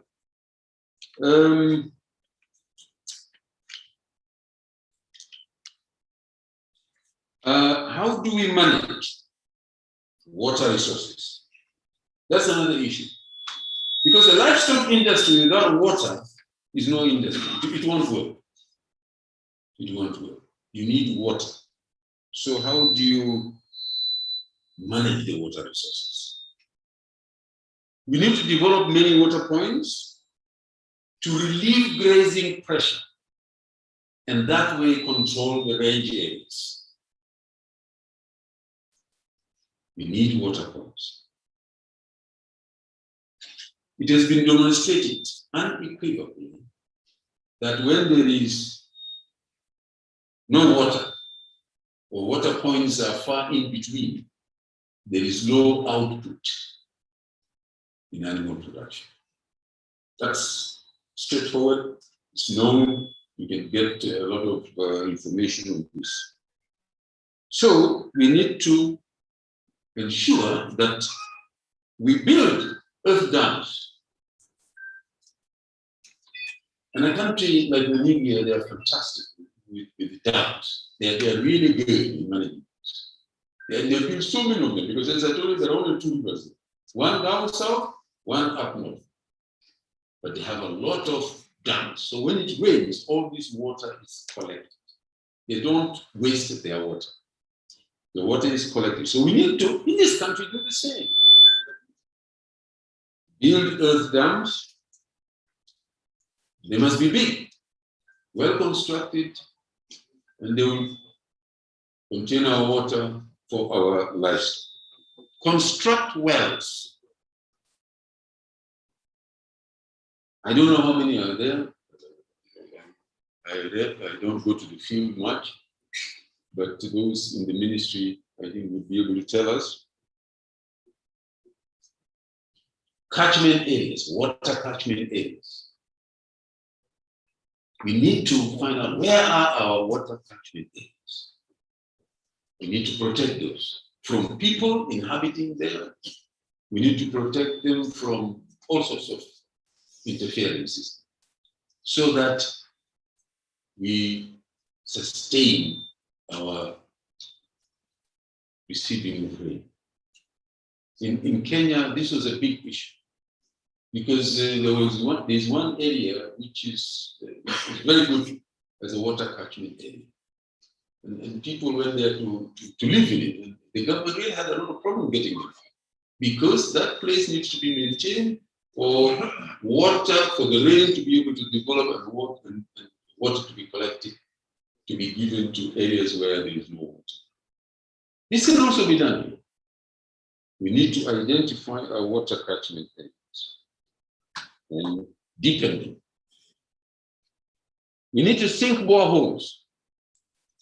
I think a lot of that is happening.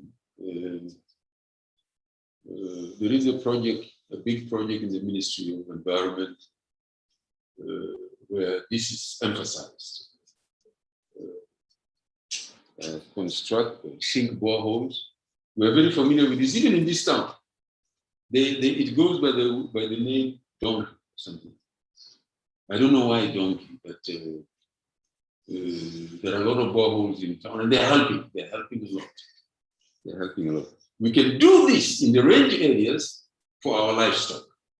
You see, the livestock are just as important as people when it comes to this issue of water. For us, we don't distinguish. I mean, a human being and livestock is just, they're all equally important.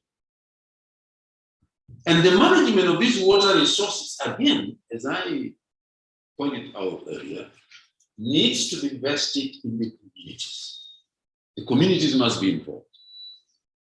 They must own it. And when you own it, you protect it, you look after it, and you make it efficient. Control of livestock numbers. This whistling noise, I hope, yeah. Control of livestock numbers. That's the one thing we also need to work. You cannot continue simply having animals for the sake of having them. The only animals that need to be kept are the productive ones. And I also tell this to my students. An animal is no use if it cannot produce. So they must be culled. Culled means you remove them from the herd and sell it. Take it to the butcher. We must control animal numbers. If the animals are too many for the range, then we need to destock. We need to destock. And that way we keep the value of those animals that are remaining high. It's an economic factor. And those who are keeping animals need to get into this economic thing. And once they know the value, they will love it and they will do it. So we need to control livestock, consistently cull and sell unproductive animals. Females that are infertile must go, we don't need them. Old castrated males must go, we don't need them. We also need to conclude trade agreements. Sudan, our neighbors in the north, Uganda, Kenya. Surely we can sell them animals. In fact, I'm told that I think during the war, when we were still fighting, these guys up now, we were supplying Uganda with animals.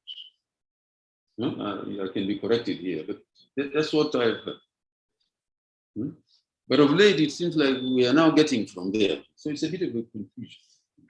So we need to revert back to what we know best, which is to sell to them and get the money and use that money for developing our country. Because once that money comes to an individual and is injected into the economy, this is how, Mr. Moderator, the time is up. Okay, I will finish then. Improve the feed resource base. The feed resource base. Have an afforestation program.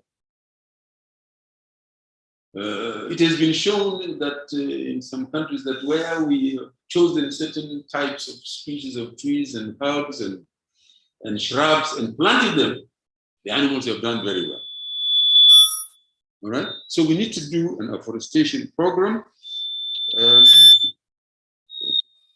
identify plants inclusion in the details of time.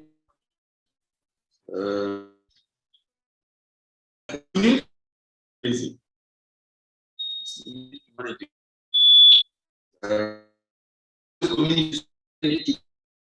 They must define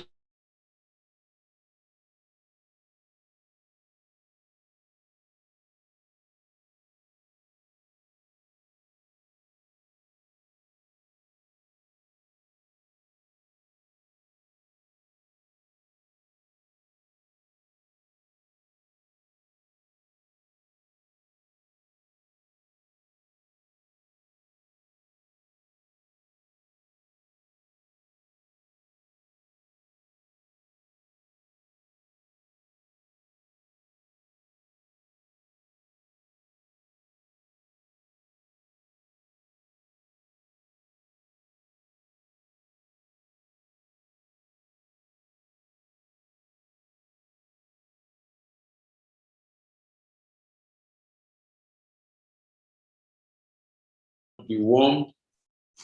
So we need to do that. We need to vaccinate, we need to be warm, blah, blah, blah.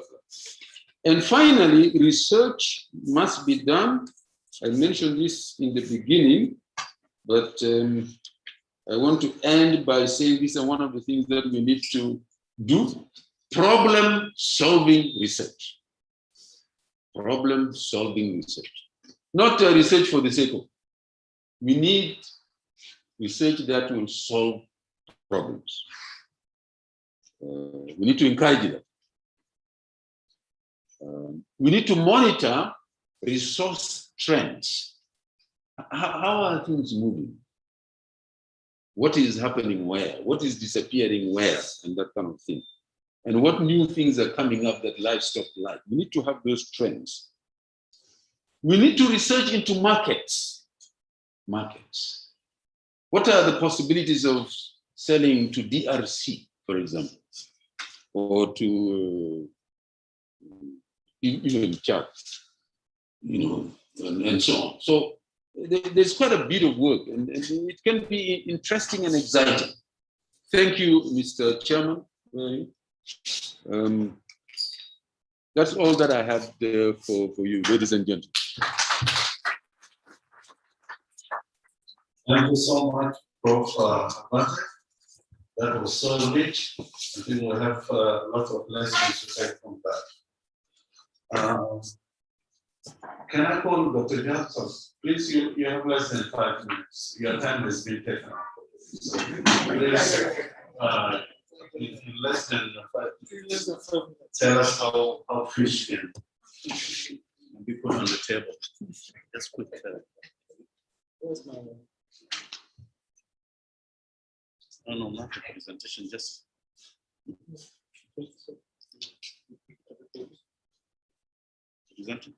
I've sent to what name? What? Excuse me. Okay.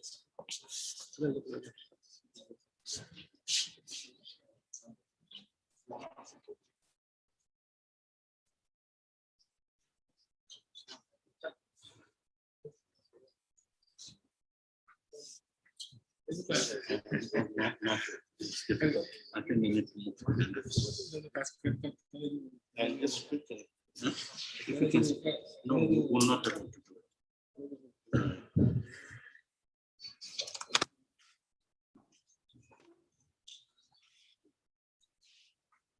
Thank you very much. I'm given, I think, possibly less than 3 minutes. And first and foremost, definitely, these are my senior professors, so I have to abide by the programs. I'd like to recognize, of course, the Honorable Minister of Agriculture and Food Security, Honorable Josephine, and Professor Dibala, that's the Executive Secretary of the Forum, Prof. John Cage, and his colleagues, the Vice Chancellors of our universities, our professors, senior government officials, and colleagues in academia. Ladies and gentlemen, I prepared something in PowerPoint. I wanted to just show to you how some of these things will be, but it appears there's some kind of mix-up. So basically, I'll just more or less say that we are still on the same trend of the water resources. And honestly, when we talk of the fisheries sector, in most cases, we should say that it has not been given the right position. And it is a very important contribution to our food security. And a lot of studies have been done how fish helps in the growth, in nutrition of human beings, in our economics, in our livelihood. Most of our people, the fisher folks, they deal and they are more or less interacting with the communities based on our food systems. So not only talk about the food system, we more or less talk about right from the production, how the fishes are caught, then how they're prepared, how they're transported, and then at the final end, how they're consumed. Now, all these steps, as it goes on, I find, when you look at it, it's very pathetic and a lot of issues. And whenever there's any issue with any of the steps, then there's loss. That comes to what we call post-harvest fish loss. And it is enormous.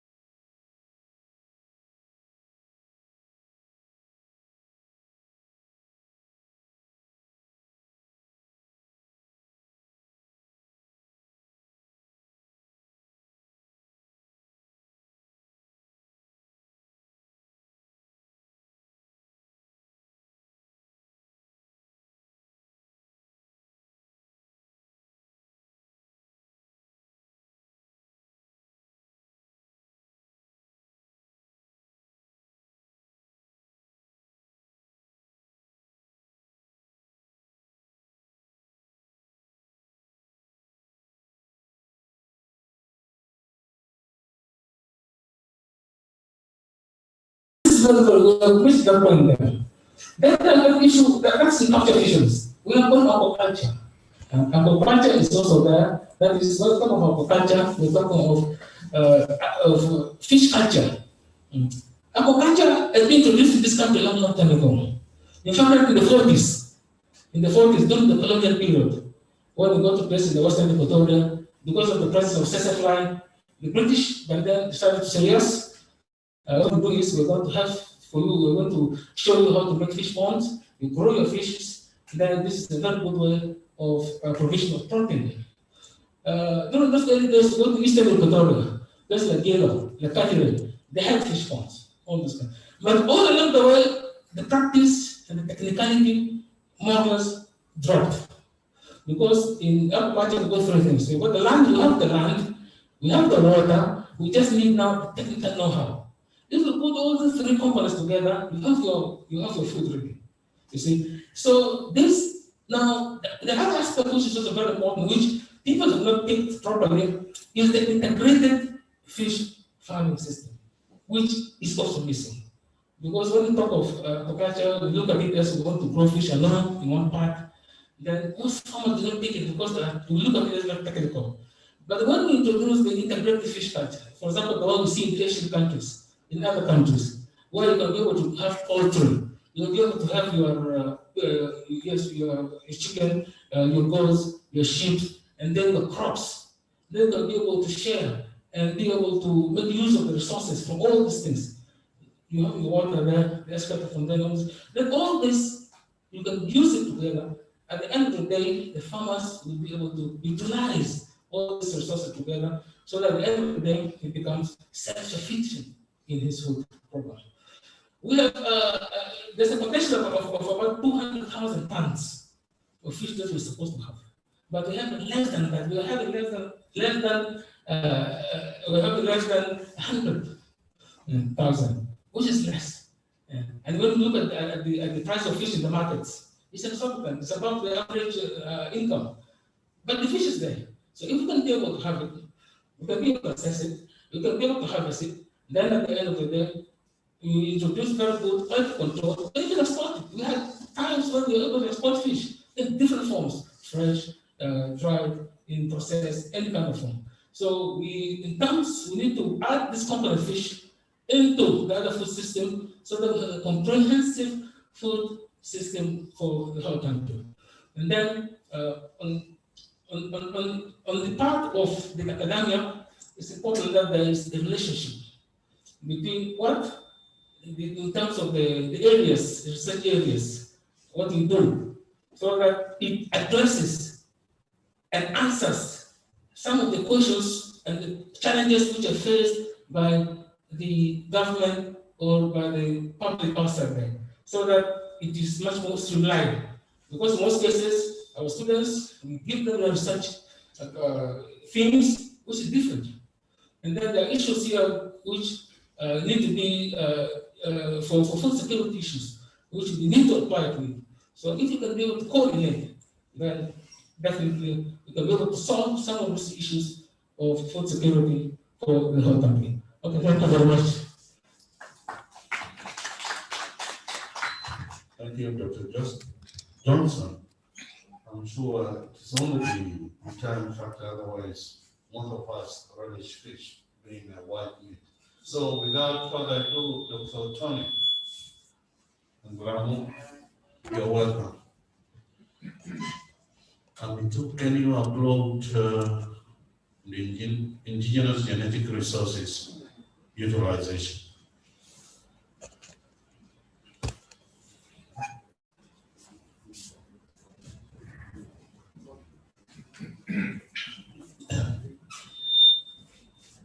Thank you. I stand on the previous protocol. I'm here to give a presentation on titled Prospects of Utilizing Indigenous Genetic Resources for Sustainable Food System.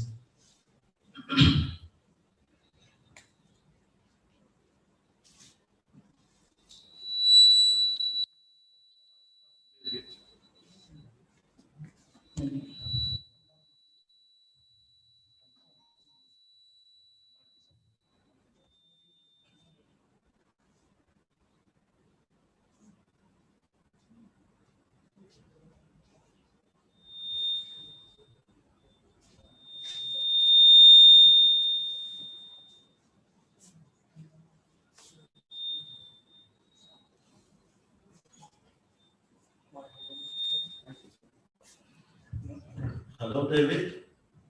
Are you listening? Sharing screen. Okay. Thank you. Let's move to the next slide, please.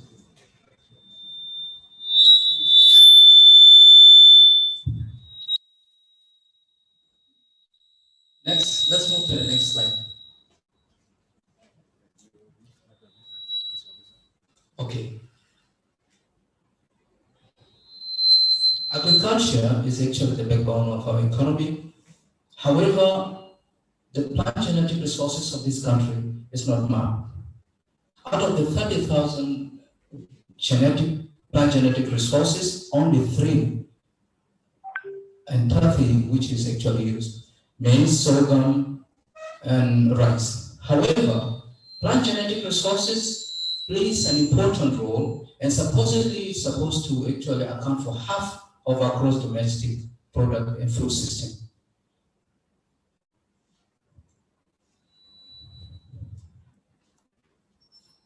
Can you move forward, please? Next. What happened? The The genetic resources in South Sudan is really untapped, and a clear good example is the availability of white sorghum and availability of white rice in places like Jongole, Awil, and so forth. What is required of us as a country in order to realize food security? Next, please. What is food system? Food system encompasses a range of actors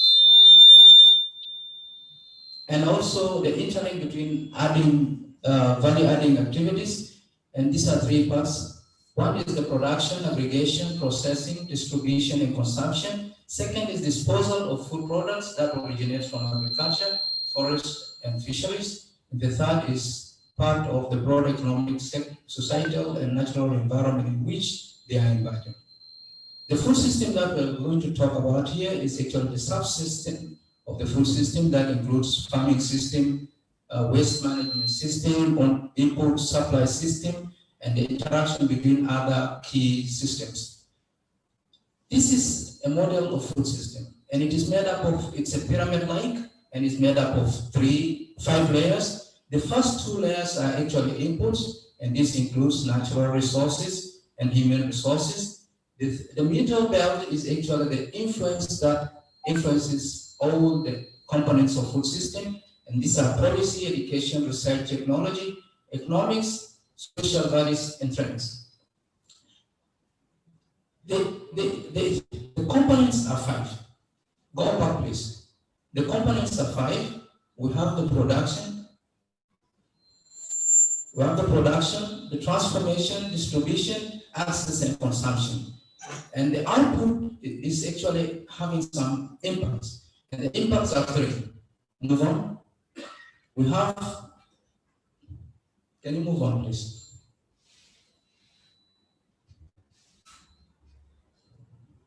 We have the economic impacts, we have the environmental impact, we have the social impact.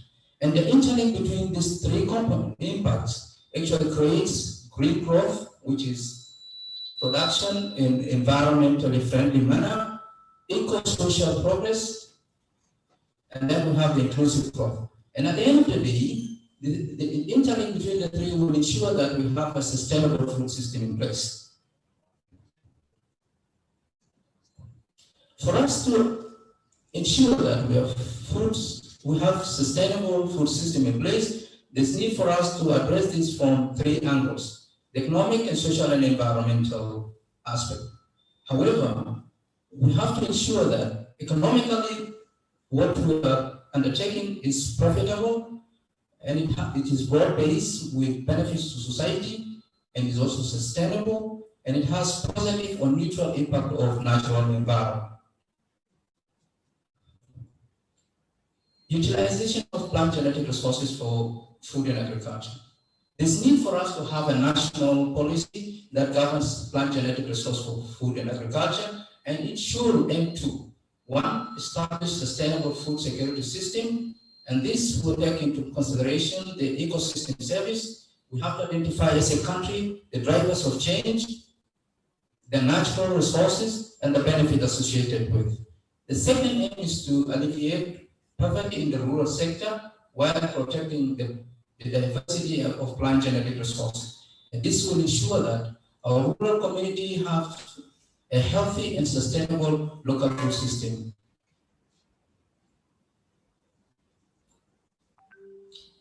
Can you move on? The third aspect of utilizing plant genetic resources for agriculture, for food and agriculture, is crucial in the traditional breeding system, and I don't want to dwell on that. And this is entirely developing materials or varieties that are tolerant to both abiotic and abiotic stresses with desirable traits to meet our food and nutritional demand.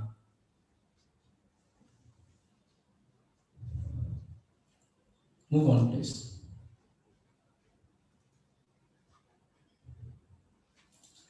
This is a framework for building a resilient food system under our context as a country. And this is divided into 3 states. The first state is actually the pre-war food system. We are supposed to identify all the shocks and then come up with intermediate factors things like policy process, participation, external support, donors, budgetary, and so forth. If we identify this, then we move into the second phase, that is step 2.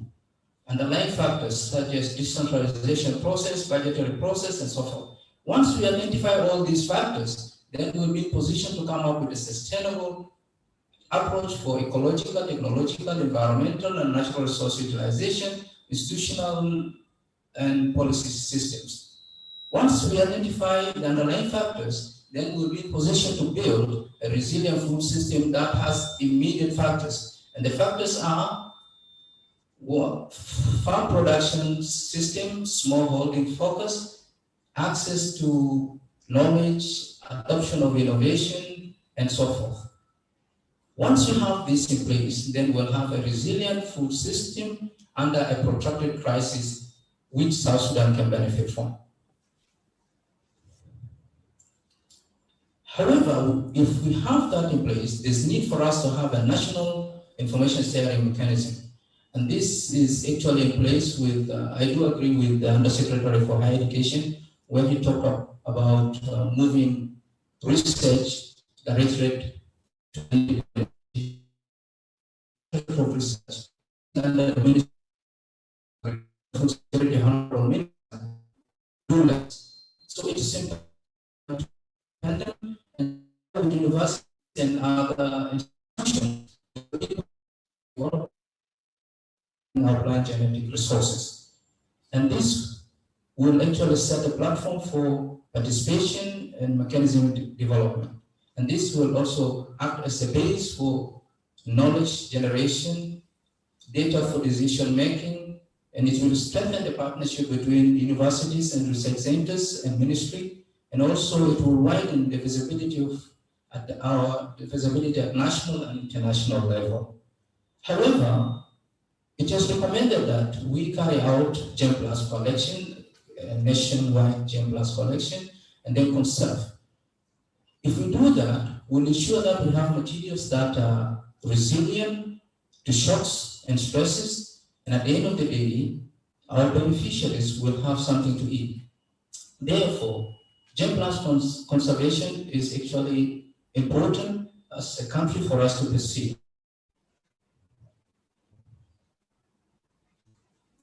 There are 3 types of GEM+ that we need to collect as a country. There's a basic collection that is kept for the future generation to use, and this can be stored for 50 years. And this active, the second one is active collection that can also be used for breeding purpose. And the third one is a working collection that breeders can use from time to time. And I want to assure you that all our nutritious and neglected crops are not even collected. So it's important as a country we do the collection, characterization, and conservation. Can you move on? I've talked about those.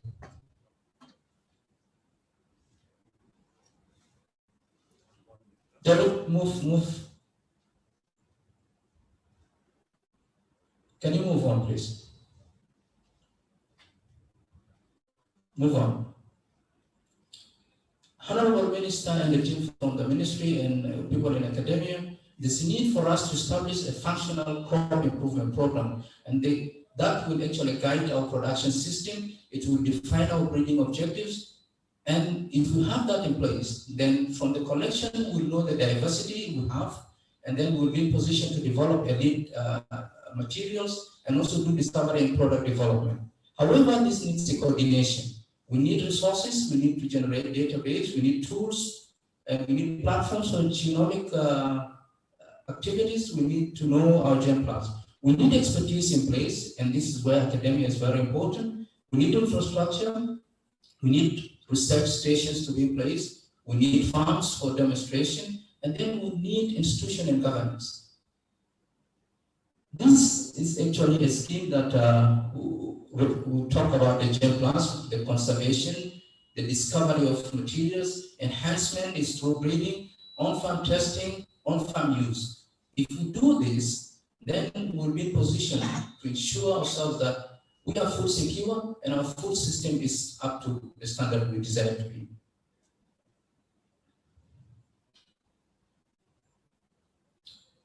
To conclude with, I think when we want to ensure that we are food secure and our food system actually meets what is desired of us, there's need as a country for us to actually establish a national gene bank. And this is actually not in place. Honorable Minister and people from the ministry, for the past 21 years plus, our partners are introducing materials, particularly seeds, and those seeds are not documented. They're actually creating gene erosion. And to be honest with you, if we lose our seeds, we are losing our heritage, and we're also tampering with our food system. Therefore, it's important as a country for us to join hands together and establish a gene bank with materials that future generations can benefit from. Thank you.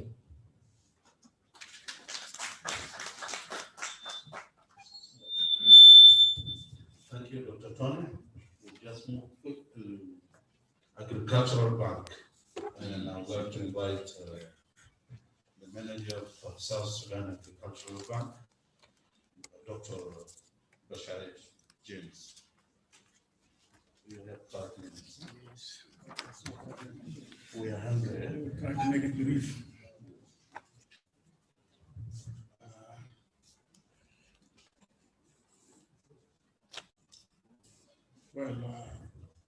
Honorable Minister of Agriculture and Food Security, Professor John Gage, Vice Chancellor of Juba University, Honorable Vice Chancellors, distinguished guests, good afternoon to all of you. I'm going to summarize my deliberations because of time, of course. But the most important is I'm asked to deliberate on perspective role, on the role of financial institutions in agricultural development in South Sudan. And when we talk always about agricultural development, it's a vast area that engages all sectors and subsectors of agriculture.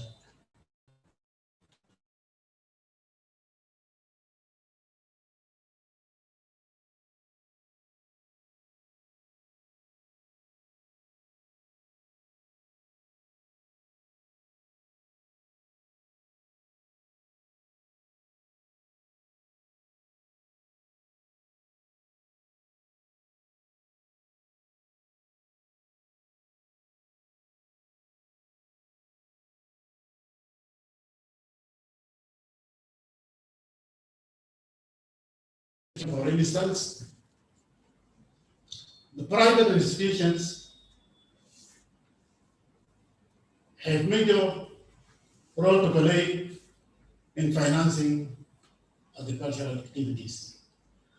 And of course, as I said, when we talk about agricultural activities, it's not only farming, or it's not only the crops, but still you have livestock sector as important part as a subsector. You have fisheries, and you have other activities, line activities that you are supposed to support. Many farmers are not actually getting what they need from these financial institutions. Because small farmers, small-scale farmers, when they fail to get the support from the government, for instance, they run or seek support from private financial institutions. And you know, when we talk of private institutions, they are profit-minded. When they think of supporting a farmer, they only think of what outcome, what will they get after they give you support. So it's not easy for a farmer to develop himself or herself through this private financial institutions unless there is a policy plan that can direct and guide this policy. But if we talk about agricultural credits, which are the credit facilities are the integral part of the process of commercialization of rural economy. Okay, including agriculture sector, which is already making an investment at the level of our country. Why I'm saying it's taking an investment, yes, there are policies laid, but when we lay out the plan or policy, we need also to consolidate how we are going to support these policies. Agricultural Bank, as an institution, it is partly governmental. In fact, the Agricultural Bank of South Sudan is 60% shares of the government, and the other 40% are supposed to go to private sector. But when we talk of shares of the government, this bank was established in 2013 years. The presidential decree.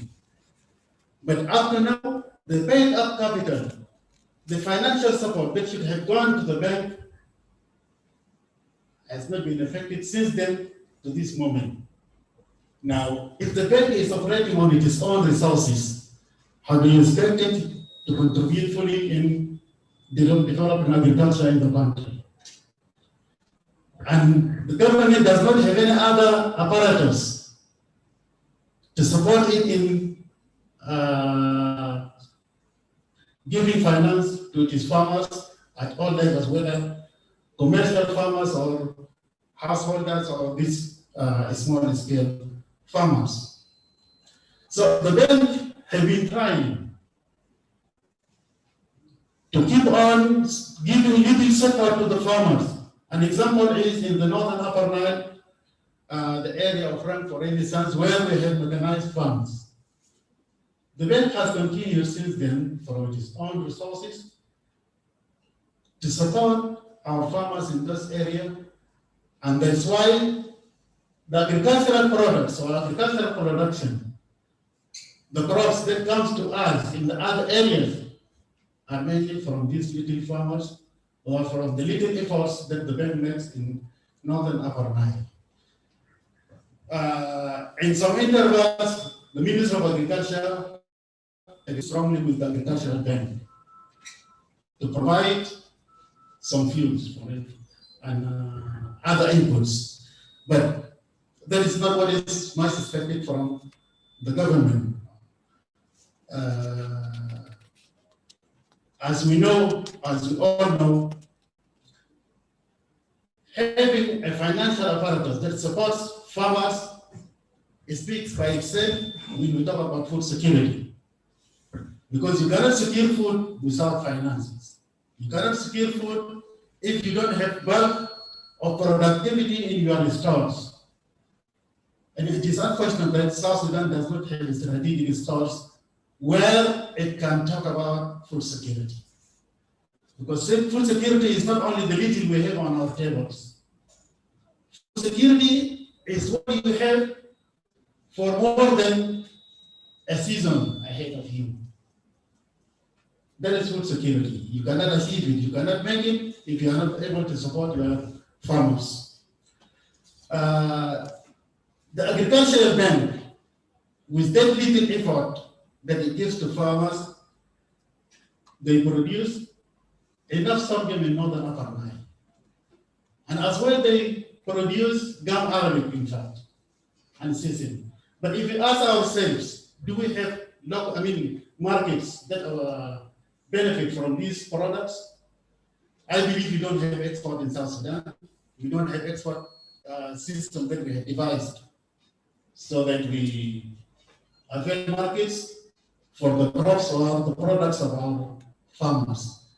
That is why in northern Upper Nile, most of the produce are being smuggled are being smuggled because there is no trade protocol between South Sudan and Sudan.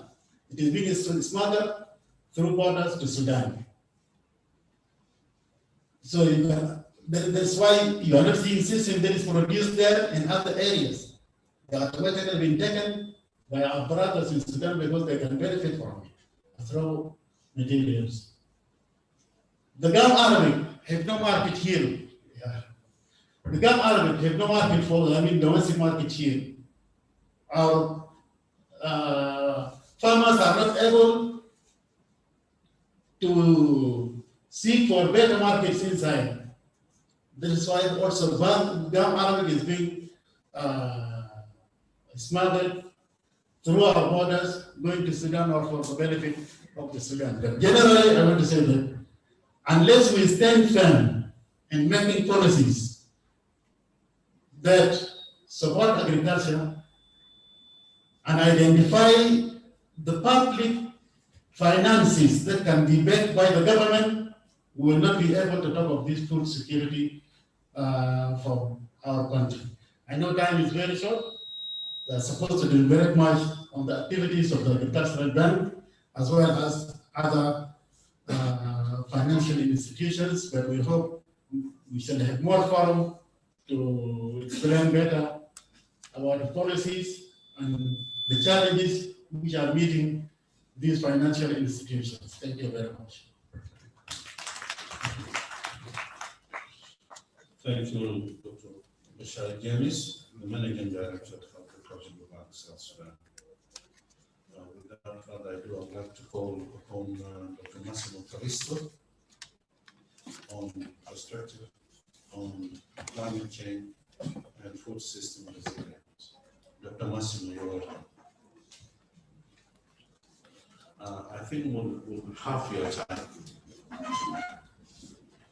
Sorry for that. David, can we get the slides for climate change and food system resilience? Beautiful. At the meantime, we can look there and then we'll start. Yes, okay, I guess that.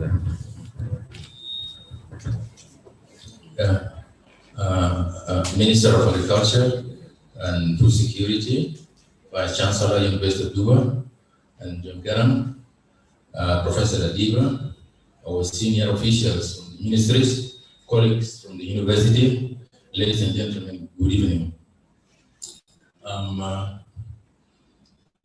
going to talk about the perspective of climate change and food system resilience. And a lot has been already said about the definition of the food system. And I'm also being warned that I have to be very brief. My time has been halved from 10 to about 5 minutes. So my presentation is just very roughly talking about the concept and the definition of climate change, and the food system definition has been already said several times, and then the impact of the climate change on the food system, and then the contribution of the food systems and the climate change, and the management and interactions of interactions between the climate change and the food system. We know the climate change it appears something new. Many people are talking that the climate change as if it's something just started, but it is an ancient phenomenon. It has started long time ago, and it is just nothing, but it's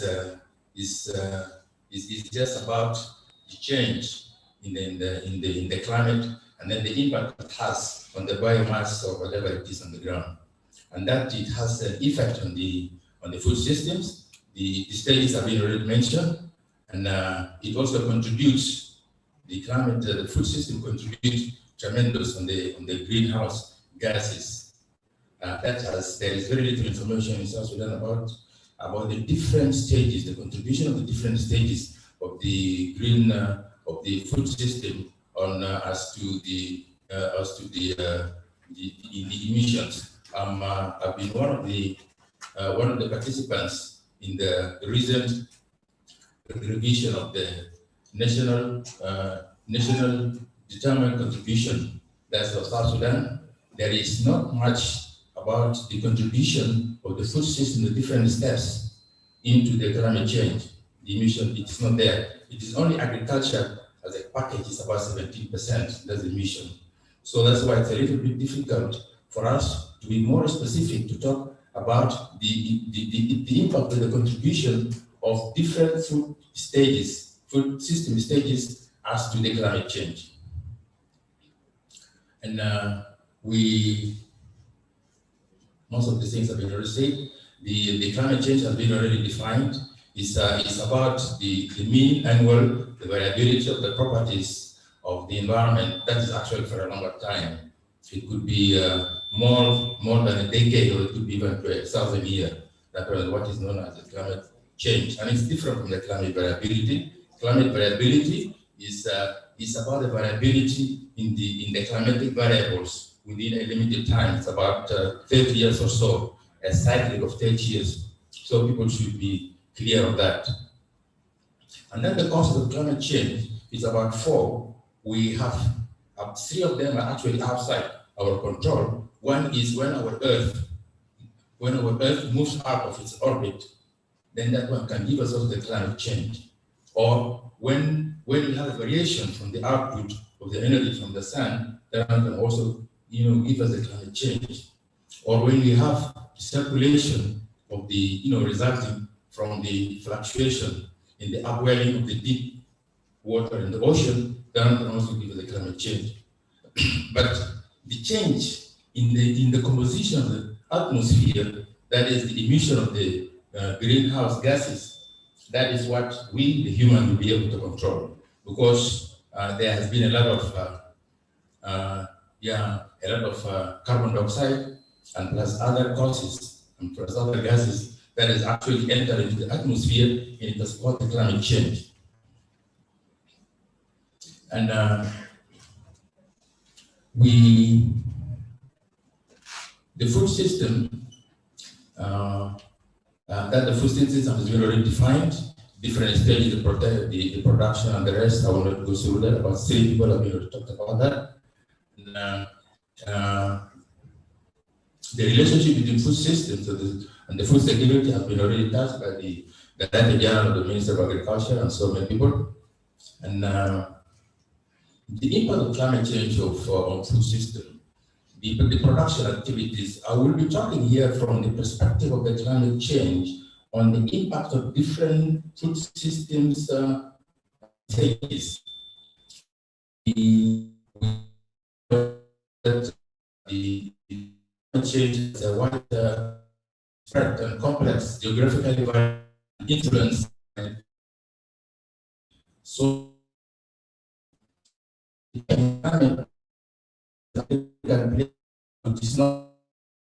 is something which it is something historical for a very long time. You say it started during our industrial revolution, when we have our carbon dioxide percentage in the air. Yeah, our carbon percentage in the air was a little bit constant, but for the last 200 years, due to the industrial revolution, that has really increased and has given a lot of problems to that. And the impact, the perspective of the climate change on our food system, we can talk about the harvest, all the operations of the harvest, whatever activities we can think of, those activities pre-harvest will generate some gases, and that will also contribute to the climate change.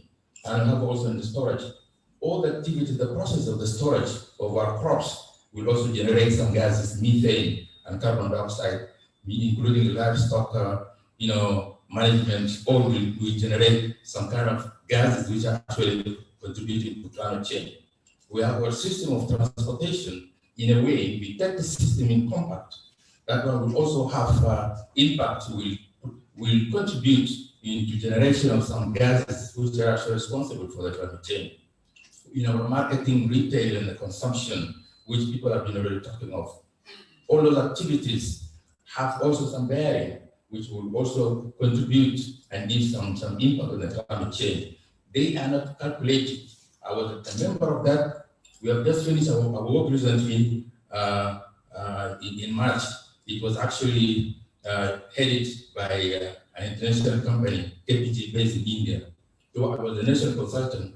We have done a lot of national, we have done an assimilation of the whole amount of the emissions of the important sectors, but into the details, those informations are not there. And then we have also in the pre-production stage, the production of the fertilizers in a way in the industries and sector generate gases that will also contribute to the climate change. Production stage, the post-production stages, and there are a variety of them. Our colleagues from Ministry of Agriculture, they have to be very keen. All the processes in different stages, the food system, they have a bearing, very strong. They contribute to the climate change, but it's only that the data is not available, and it is and there is a need that these informations, the data, be generated so that will be updated, will be better management of our food system regarding the climate change impact. Then as to the solutions, this is the climate change. We have a variety of things to consider. That is the adaptation and mitigation of food system. Okay? There we talk about, we have to exert more effort in sustainable land management. Land management has been already talked of. We have to exert more effort to have our land management to be more sustainable. And then we have to promote open and equitable food trade. So it's very important because the move involves a variety of activities that are also bearing on the climate change. We have to include food system in climate financing at certain scale. We have, for example, the agroforestry, when it is a monoculture that we are actually using, but once in agroforestry, you have some perennial, you mix them up with some agricultural crops, then you have a mechanical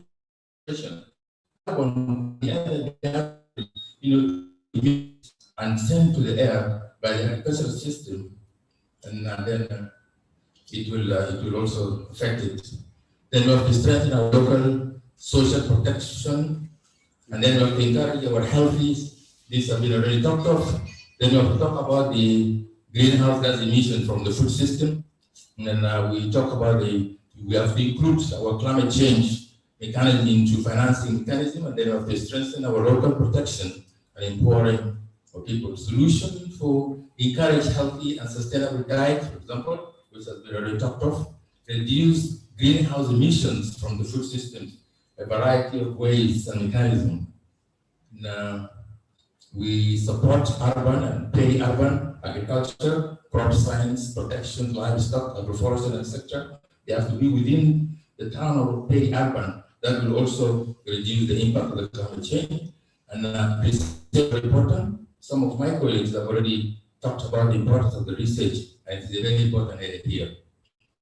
Talk about the support perennial crop, that is, we have to integrate some of the perennial crops into our agricultural system, such that they will promote the sequestration rate of the carbon which is supposed to be in the air, then they will capture it, and that will also will make the system more habitable and more. I'm not going to talk about the strategy of the resilient management that has been already touched by the person who was delivered on the genetic resource, plant genetic resources. It's just the same procedure. We have the element here. And I thank you for your attention, please. Thank you. Thank you, Dr. Mohammed. I think this is the gist of the day. And I'll move quick, but please, you have to 5 minutes, it's 5 minutes. I know that we are constrained by time. Dr. Thomas Francis, on water resource utilization in food system. David, if you're hearing me, this is the one before the last. Wildlife resource utilization in food system, and then it will be followed by forest management for sustainable ecosystem.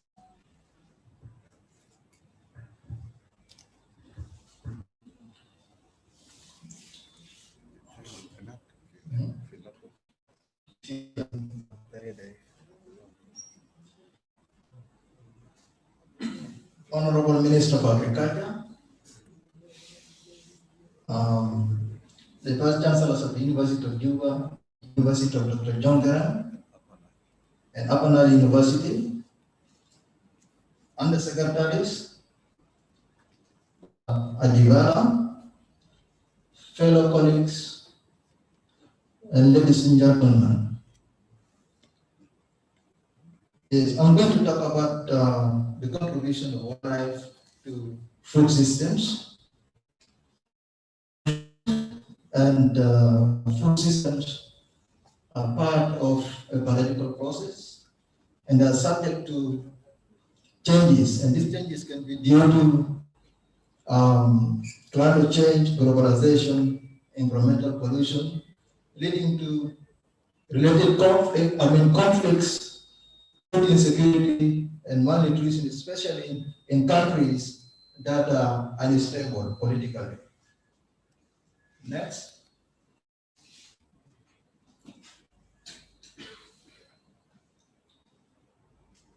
The world have made a lot of positive steps towards attaining the development goal of hunger reduction.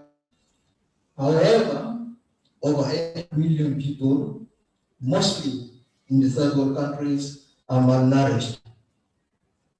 25% of these live in the sub-Saharan Africa. Next.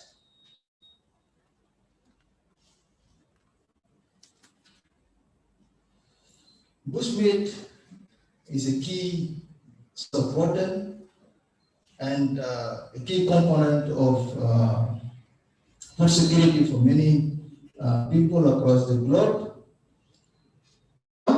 Next.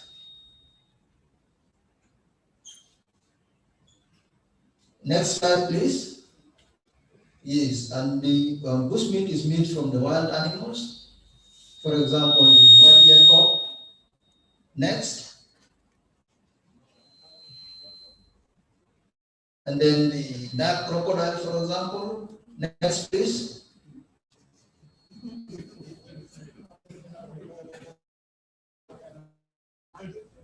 Next slide, please.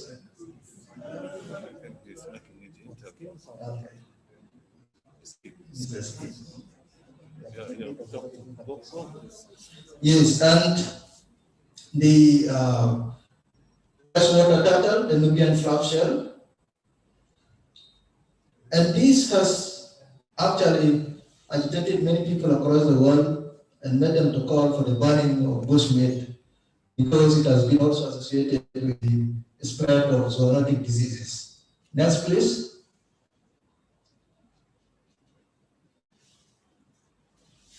Next slide.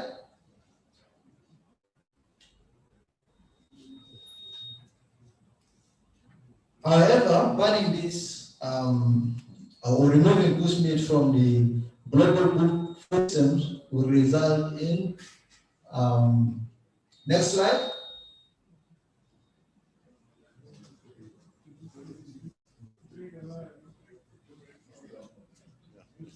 Will result in the loss of biodiversity and even food security, the one that we are trying to address. As such, people will continue to eat bushmeat. So what do we need to do? So this is a schematic description of wildlife utilization contribution towards sustainable food systems.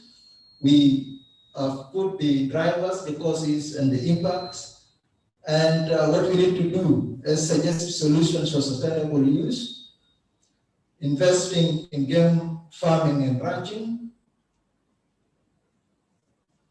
All right. So biodiversity conservation and sustainable utilization need to be brought together. And how do we do that? By investing in game farming and ranching, stopping poaching, ending illegal trade in wildlife. Doing all that will enable us to attain sustainable food system. And this sort of food system will be characterized by availability, accessibility, sustainability, nutrition, and food safety, because the food will be clean and well regulated. These are examples of the species that are being found currently: the Nile crocodile, the cane rat, and the ostrich. Next.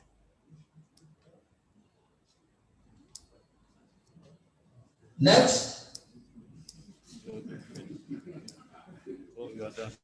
Thank you very much.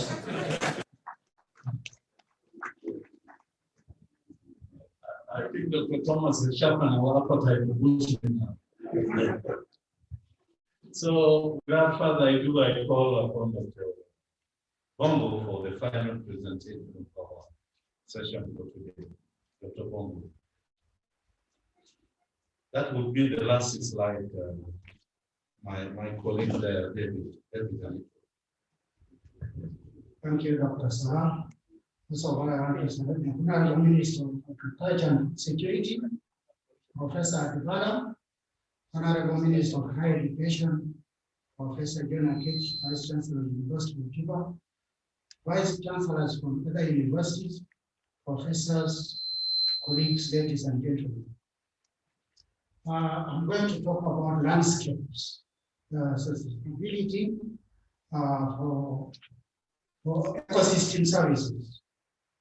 You see, for us in South Sudan, we have first resources of forest, which is said to be about 29% of the country's 29%.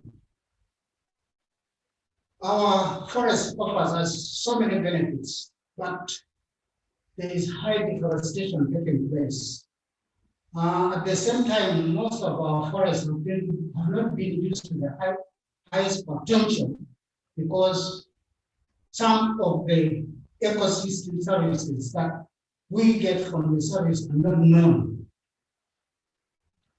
I want to talk about two things that we solve or alleviate food insecurity rather. The two things are the goods and the services that we get from forest. The goods include those physical and economic products that we get from our forest, which includes fruits, vegetables, insects, and bushmeat. This serves a lot in alleviating food security. The other thing that I want to talk about is the services that we get from forest.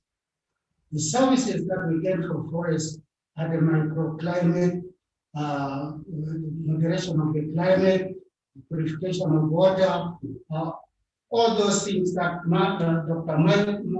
Massimo said about are the services. But let me begin by talking about the goods or the physical and economic things that we get from forest. These are the fruits, and in fact, there is evidence that say most of these fruits that we get from forest contribute a lot in our supplementing our diet. They also have calories that sometimes we don't have, and the balanced diets that we lack in our foods. We also undermine some of the things that sometimes we take for granted, but they are there. Insects have now contributed a lot in our food security. For example, nobody here does not know about the termites. Termites, now that is the season for eating these termites. And we have other insects in other places that are eaten like maggots. We have caterpillars. These insects have a lot of protein that can contribute to food security. Then the bushmeat. Nobody here can tell me that he doesn't know about lahangaba or dry meat. Most of our food or our restaurants do serve this food. Although it's sometimes bought illegally, but it serves a lot in the areas where they are. The services that we get from forests are the ones sustaining all these sectors that we have. We have agriculture. Without forests, this is the resource base of agriculture. Forests do a lot in sustaining agriculture. Leave alone livestock that we have are sustained through forests. Wildlife are inhabited in the forest. Then we have fisheries in mangroves, although we don't have mangroves here. Most fish are now live along the environmental moderation that forests do in improving our climate and absorbing carbon. The problem that we have with this extension is how our people, our rural people, can increase their forest portion in their land. The two things, especially the food products that are tangible, like the fruits and vegetables, you can encourage our people to have them because these are tangible things they can get. But when we come to the services that we can get from forests cannot be done by individual households or individual farmers.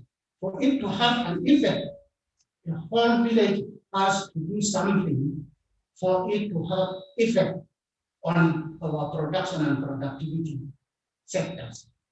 So that's why things like environmental or ecological benefits that we get from forests needs what we call co-management. Co-management where the government comes in, which is the forest authority. Then secondly, the people have in the beneficiaries have to come in, and lastly, these NGOs have to come in. This is where these services can be enhanced and can help this production system that we have, the fisheries, the agriculture, and so it needs concerted effort by all for these forest resources that we have to have effect on our environment. Dr. Sorais, I think I have to wind up by saying thank you for listening, but services that we need to get from forests are very, very paramount for us to improve on our production system. Thank you, thank you, thank you. Thank you, Dr. Bajaski. I think we are coming to an end. Before I go to that, I would like just to recognize quickly the presence of Vice Chancellors of University of Bahrain, University of Alnaya, and University of Dr. John Garang, University of Science, Memorial University of Science and Technology. Our colleagues, I will just go straight and ask Professor Adibalo to give us concluding remarks. And we promise that we'll communicate to the forum the wrap-up and point of action through our Vice Chancellor, and then our Vice Chancellor will come finally. After Professor Adibalo will call on the Honorable Minister for final remarks, and then our Vice Chancellor will come for vote of thanks. So, Professor Adibalo, if you are listening, I want to hear from you the words of the day. Now, again, once more, I really pass my most sincere appreciation on behalf of the Forum Secretariat, but also on behalf of the United Nations. Time for Professor Adibalo, our Vice Chancellor, and I would like to call upon our Honorable Minister, Minister of Agriculture.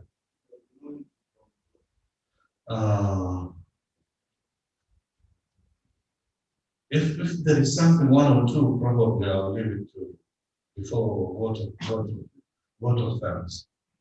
But if there is something burning, because we are given this limited time, and you know, we also lost about a big chunk of that, about 1 hour.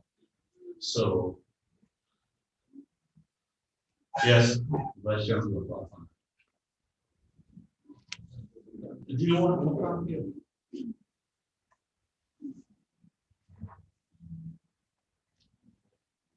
So quickly, probably the Vice Chancellors in terms.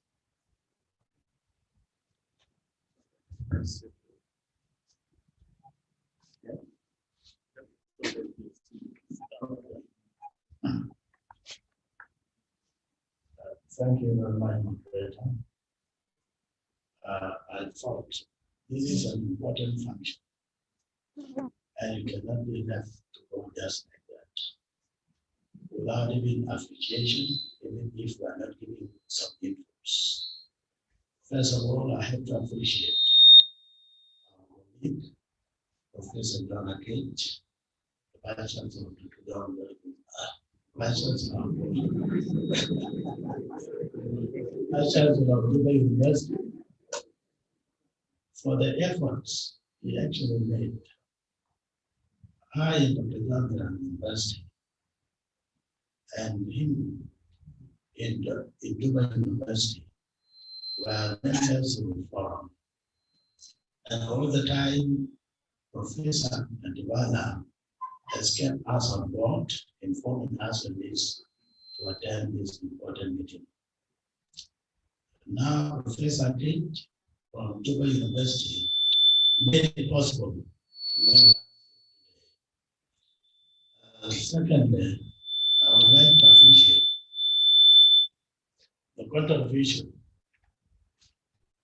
of the University of Dubai in terms of the resources, the input they made, producing presentations, very lively, well presented. This indicates that the resources in South Sudan are not only the natural resources like forestry or agriculture, human resources actually available. In this, what we need, and I appreciate the presence of the Minister here of Agriculture and also the representative of the Minister of Higher Education. Higher education in the context of the universities are the leading institutions for development in any nation.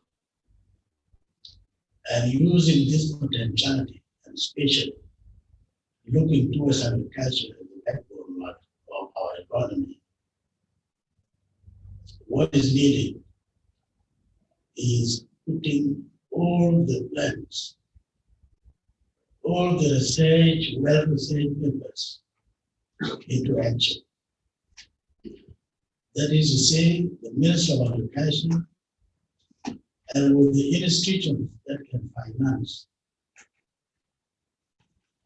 development in the country, they need to take it very seriously. And this is what is lacking. That's the gap lacking. And I do agree with Professor Abate when he said the research is problem solving.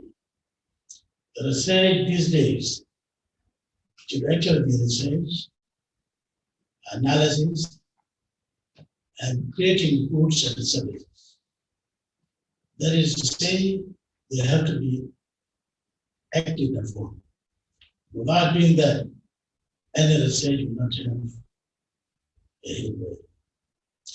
I have a college of agriculture in my university, and the problem is that the laboratory is not even existing.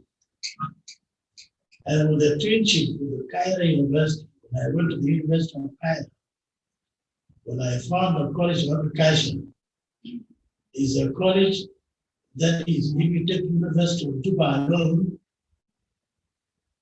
that would be the College of Agriculture at Cairo University, with a well-equipped laboratory. And that college is very productive. And that is because of the support of the government and the policies of the government. And it also has the research institute. So if we are to replicate same things, although Cairo University has about 112 years old, also with the level of development we are in, we can really cope up with the available human resources we have in South Sudan. I'm saying this so that our Minister of Agriculture will also convey to the government that if we are serious for development, the universities are the leading institutions in this area. Thank you very much.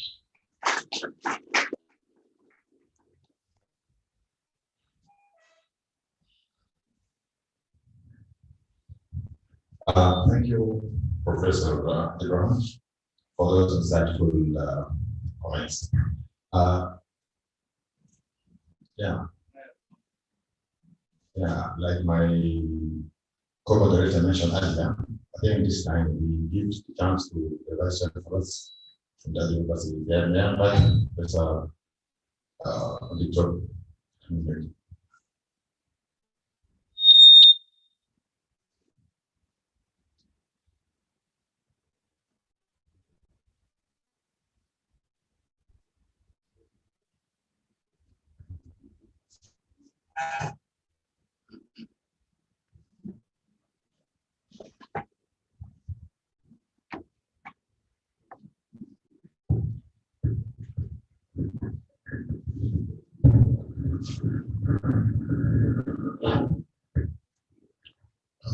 First of all, I would like to appreciate the presence of our Minister of Agriculture, our fellow colleagues, ladies and gentlemen. It's really very important to have to go direct to what we need. The role of universities in food security.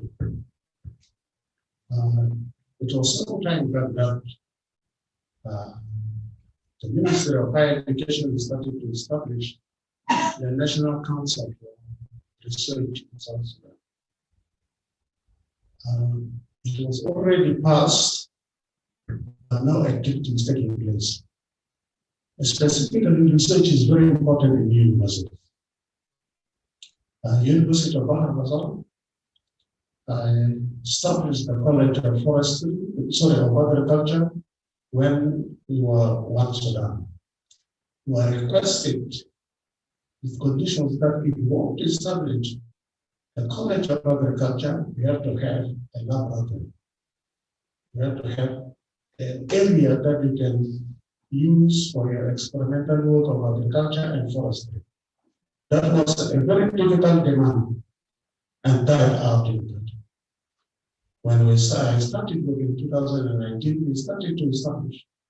We started the College of Agriculture and it's now functioning. We wish that we have to have a research unit in the university so that we work out everything. But the most confronting problem is funding. Funding is said by Professor Jonathan. That if funding is not there, the universities are not going to move. And I really thank Professor Akage for coming up with a project, with a program, and we think we have to continue from here as universities. The most essential is to have the research units in our universities. So that we go ahead. Thank you very much.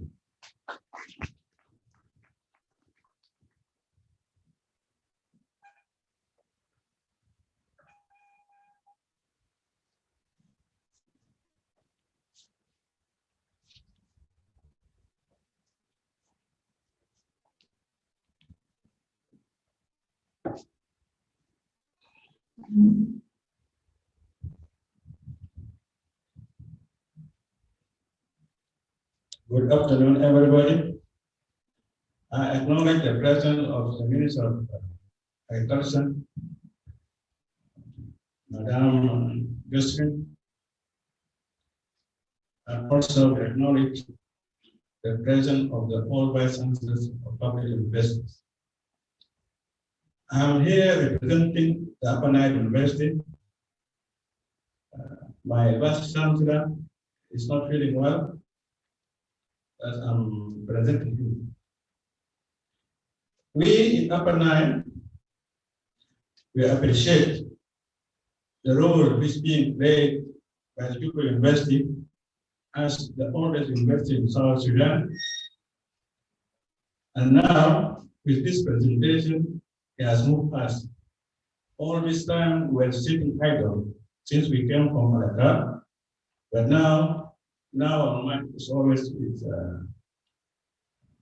Secondly, I want to tell the Minister of Agriculture, we in Upper Nile, after the independence of South Sudan, most of the staff who were working at Jazeera research centers were absorbed in Upper Nile University, and mainly they were in rank term. But unfortunately, with the crisis that happened, the research center which was proposed by them could not materialize.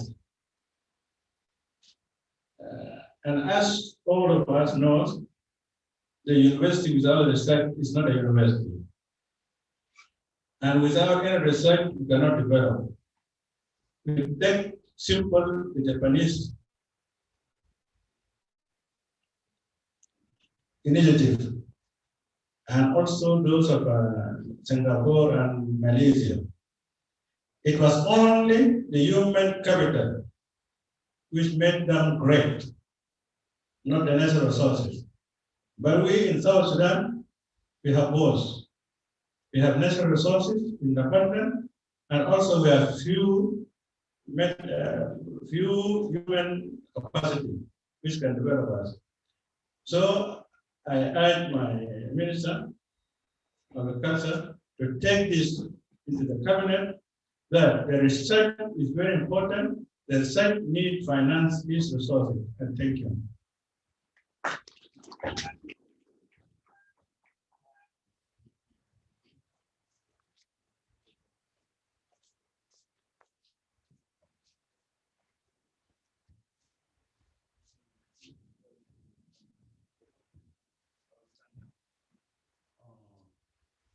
Yeah, Dr. Ryan is an expert in higher education of treatment.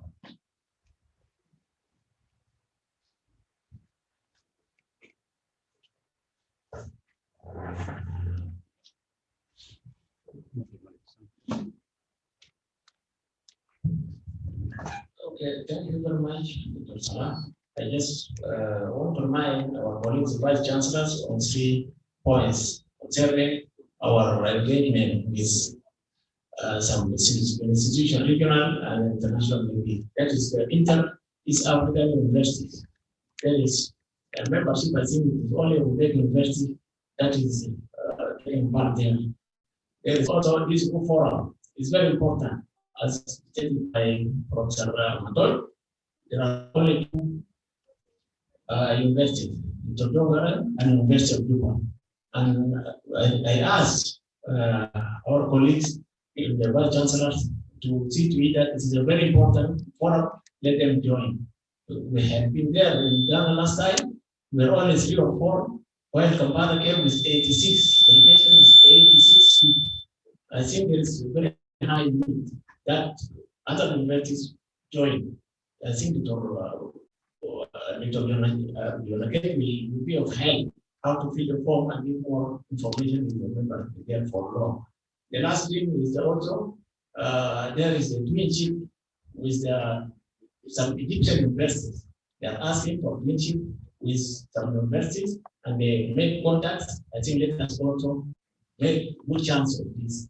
We given 50 scholarship for postgraduate, masters, and PhD, which were given to the universities, 4 for PhDs and 3 for masters. Let them finish it as soon as possible and send it back. Thank you very much. Thank you very much, and the Secretary. This is just to all the participants, either in presence or virtual. Please kindly forward your questions to the university via the university website or Facebook. If there is any comments, also you forward to us through our emails. And without further ado, I would like to invite the Honorable Minister of Agriculture and Food Security.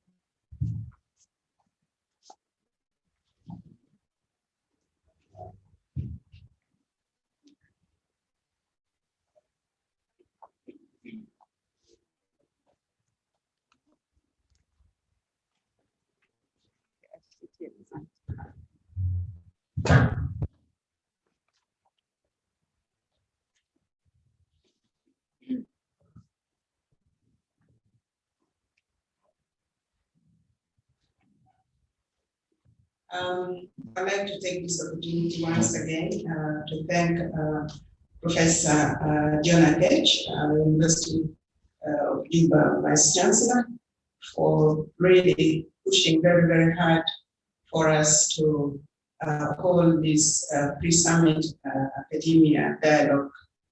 Obviously, you are the experts in this, so for you it might have been, you know, something normal, usual, but I must say that as a non-agriculturalist,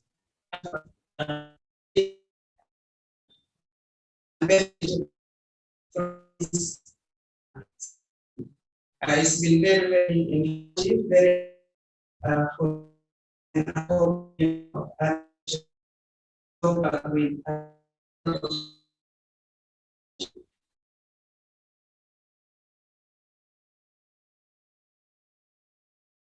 dealing with the, you know, chronic issue of food insecurity in the country. All of you here, really, you are the human capital that is needed. You are the human capital that the country needs to develop the agricultural sector in all its various sections.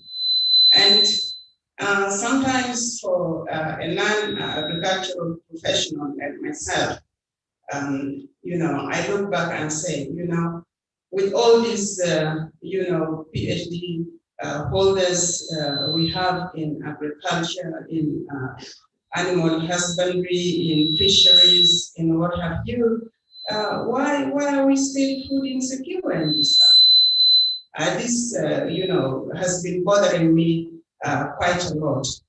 And I think the ministry, the Ministry of Agriculture and Food Security, as well as the institutions of higher learning in this country, must really take responsibility to change the narrative of food insecurity in this country. No one else is going to come and do it for us. It's our country, it's our responsibility to develop the various sectors, and in this particular case, the agricultural sector, for the benefit of our people.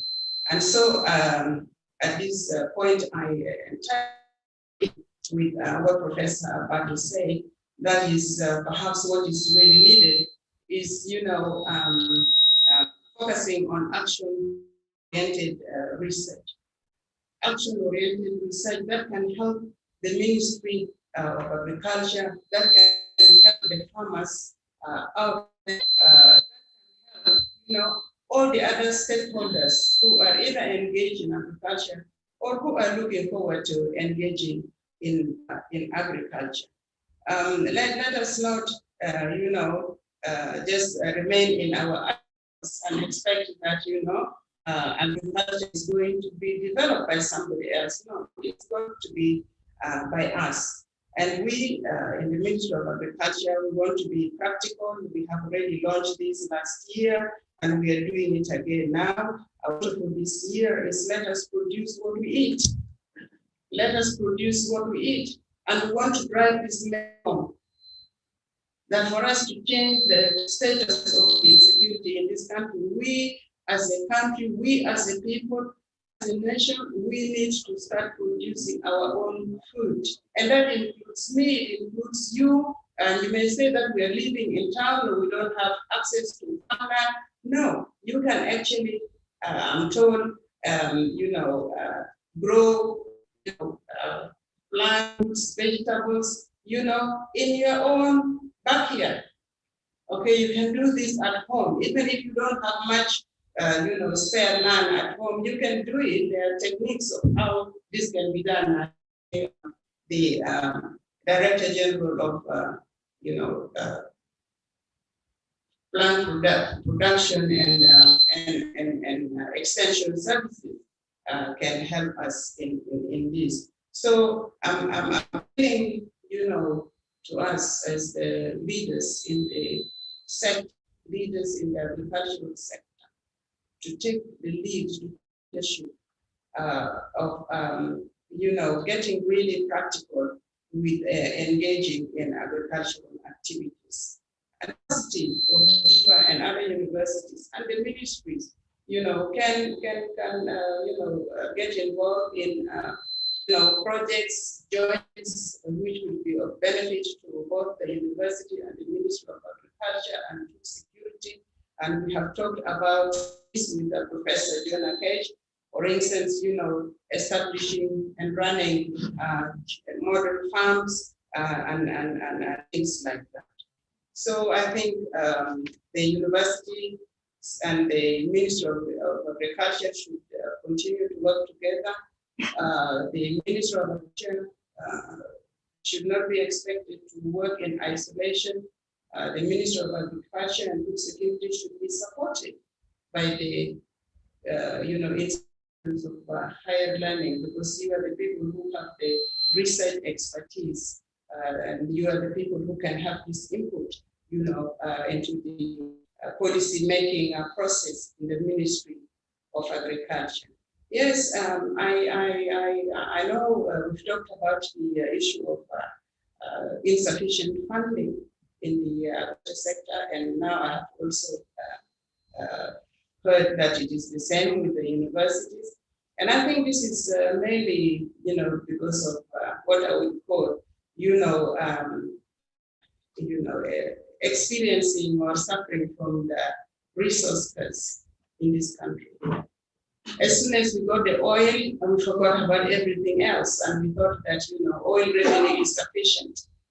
And now with the COVID-19 pandemic, we are discovering that having oil alone may not be sufficient, and that indeed the country actually should have invested in agriculture, and it has not.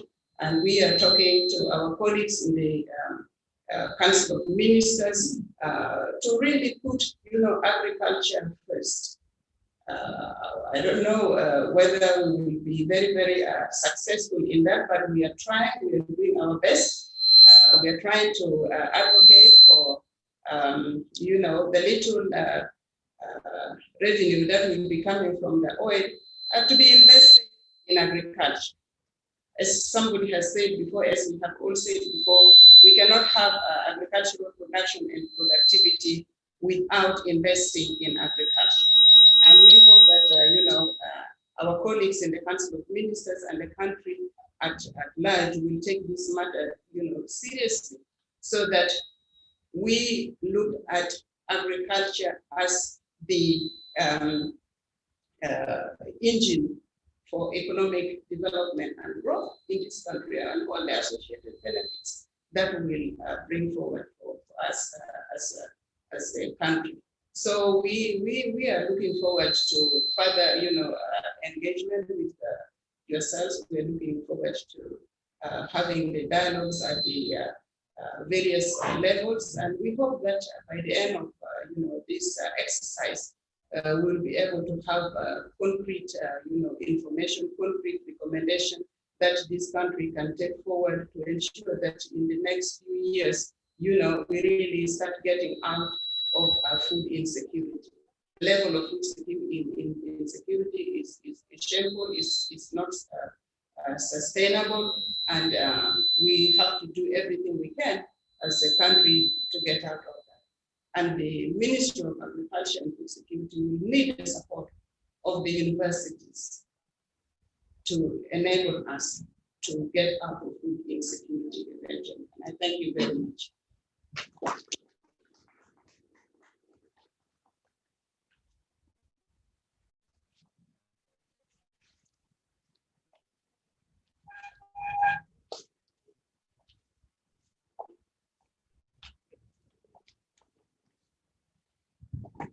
That was Honorable Minister, Honorable Josephine Lago.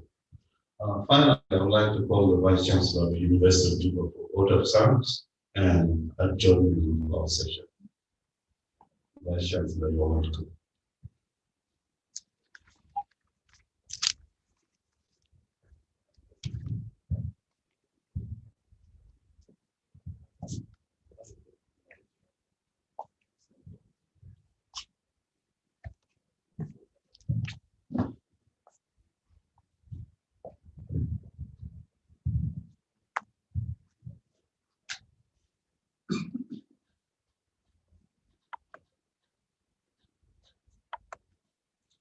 Honorable Minister of Agriculture, Food Security, the representative of the Honorable Minister of Higher Education, Science and Technology, and the Undersecretary of Minister of Agriculture, Food Security, Professor Adipala, Vice Chancellors of public universities, the directors and staff of ministries for agriculture and education, professors from the University of Juba and other universities that are participating. Let me conclude by thanking the School of National Resources, the Dean, Dr. Sarai Mubarak and his team, and colleagues from the Ministry of Agriculture, and our partners for organizing this dialogue and for all the support. We thank the Honorable Minister of Agriculture for accepting and to have this dialogue, and without her support, obviously, we will not, because they are the ministry that is responsible for driving the policy that would revitalize agriculture and take it forward as a key contributor to prosperity and to the economy. I really do not have much to say and add. I think most of this has been covered on our behalf by Honorable Minister of Agriculture, Madam Josephine Yama. And the key takeaways from her speech and from what I heard is that we need to produce what we eat. We need to work together. We need to commit more resources to agriculture. We need to strengthen research institutions, and ultimately we need to improve productivity and be able to diversify our economy. The contribution of agriculture at the moment is extremely minimal, and we are importing mostly food, and we have seen the statistics that large chunks of our population are actually food insecure, and that they need to be supported through aid. And let me say that all these presentations by our colleagues has been extremely educative, informative, and I believe they will inform our country positions towards the UN Food Summit that is planned for September of this year. And I really want to thank you all for the effort that we made. I also like to thank the turnaround from the other meeting, and maybe if I do not break us up. So I think it's a big thing. So we like to wait for our friends at the home, if you like. I think the attendance is really encouraging, and so I think I have no more to say. I'm grateful, been very successful. All the recommendations will be shared online. If you have any comments, you can forward them to the organizing team, Dr. Salam, colleague at the Ministry of Higher Education.